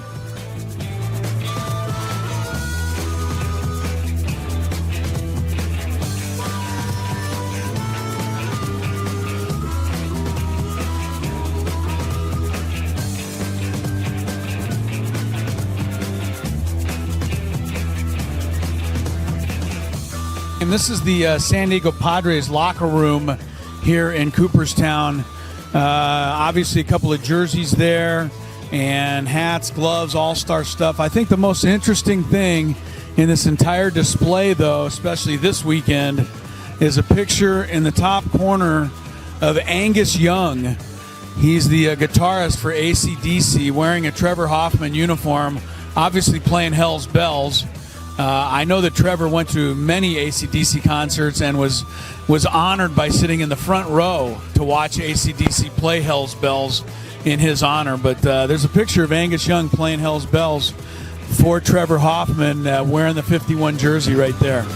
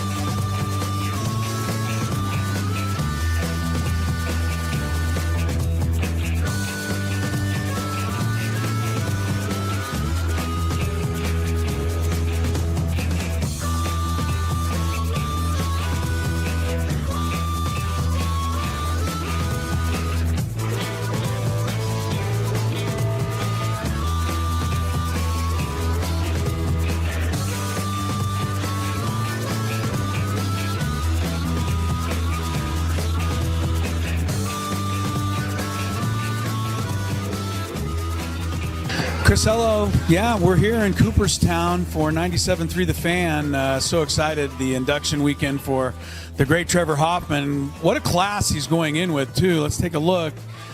Of course, Alan Trammell from Kearney High School in San Diego. And then, of course, the Detroit Tigers, great shortstop.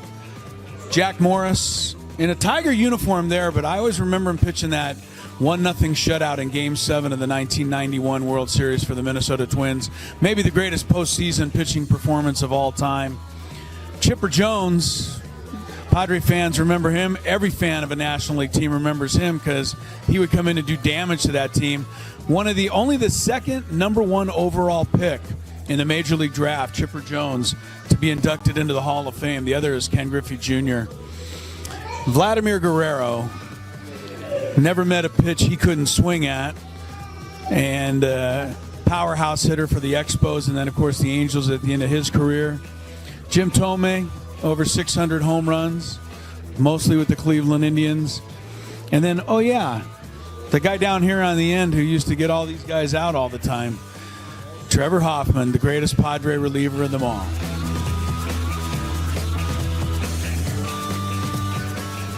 two of the greatest outfielders in the history of baseball. Of course, you've got Babe Ruth right here.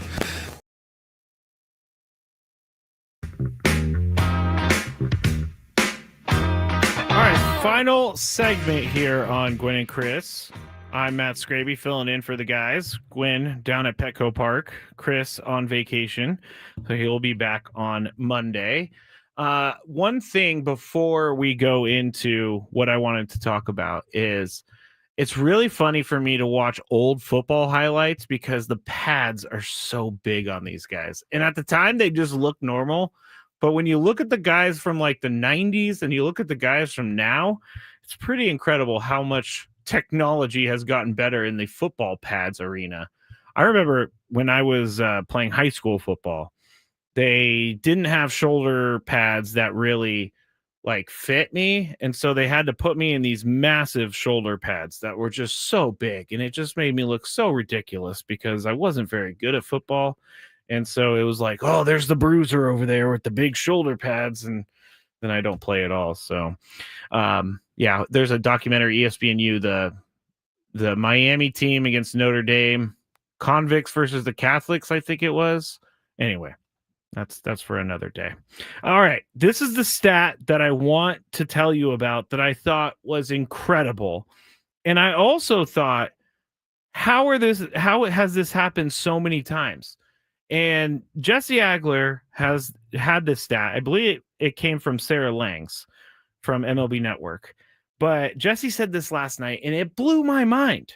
So Yu Darvish pitched, as we know. Martin Maldonado caught him, as we know. August 16th, 1986, Yu Darvish was born in Habakino, Japan. Some 8,500 miles away in Puerto Rico, I'll just say, so I don't butcher the town name. Martin Maldonado was also born on that day. And last night in San Diego, they became just the 16th starting pitcher and catcher who shared a birthday to work together in a major league game. At 38 years, 325 days old, they were also the oldest such pair. Now, number one, that is incredible. The coincidence of them pitching and catching born on the same day of the same year. But also, it seems like it's crazy that this is the 16th time it's happened. I would have guessed this may be like the third time in baseball history, but this is the 16th time. And the way Jesse explained it last night, which I thought was a good way of putting it, there have been more perfect games than pitchers and catchers that share a birthday.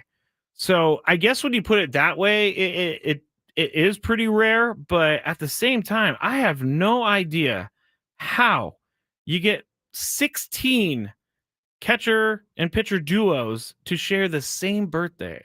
Now, I got to know if this is the same birthday, like the month and the day, or if this is the month, day, and year. But I found that fascinating last night. That was awesome. And I've been telling everybody that I know about it because I think it's that great. And Yu Darvish, as we know, went 3 2/3 last night. Martin Maldonado did a good job. Maybe not at the plate, but they both are still playing at 38 years old, 325 days. They're going to be, okay, oh my gosh, they're going to be 39 here on August 16th. They're younger than me. They are younger than me. I've been reminded of my age many times this week. Like when Fernando said yesterday, oh, when I'm 40 and I'm sitting on my couch, I'll be thinking about those all-star games. And I'm like, Fernando, I am 40. And I do sit on my couch thinking about my Little League all-star games. It's just, I'm getting old, everybody. Getting old. All right, let's get into this before we send it over to Sammy Levitt, who is going to be doing the Padres pregame show from Petco Park ahead of Game 2 between the Padres and the Diamondbacks. Nick Pivetta is pitching for the Padres. I like that. Merrill Kelly pitching for the Diamondbacks. He's been good this year, but the Padres have gotten to him, so we'll see that matchup, and Sam will break it all down for you.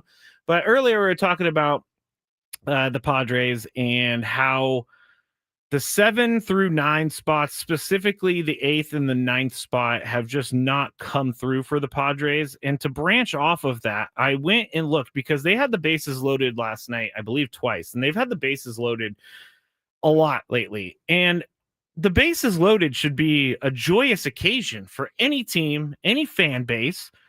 It should be something that we all look forward to, but I don't look forward to it because it's more pain than it is good feelings. And when I look at the bases loaded, I was like, how bad are they with the bases loaded? Because usually what happens is I go and I look and it's not as bad as I thought it was. I make it way worse in my head. But when I looked, it's as bad as I thought it was. They have had 81 at-bats with the bases loaded this year. And I'm just talking about any outs. It's not specific 2 outs or no outs or 1 out, any outs. They've had 81 at-bats this year with the bases loaded. They're hitting 235 when the bases are loaded. Their OPS is 610 when the bases are loaded, which means they are not hitting for power at all.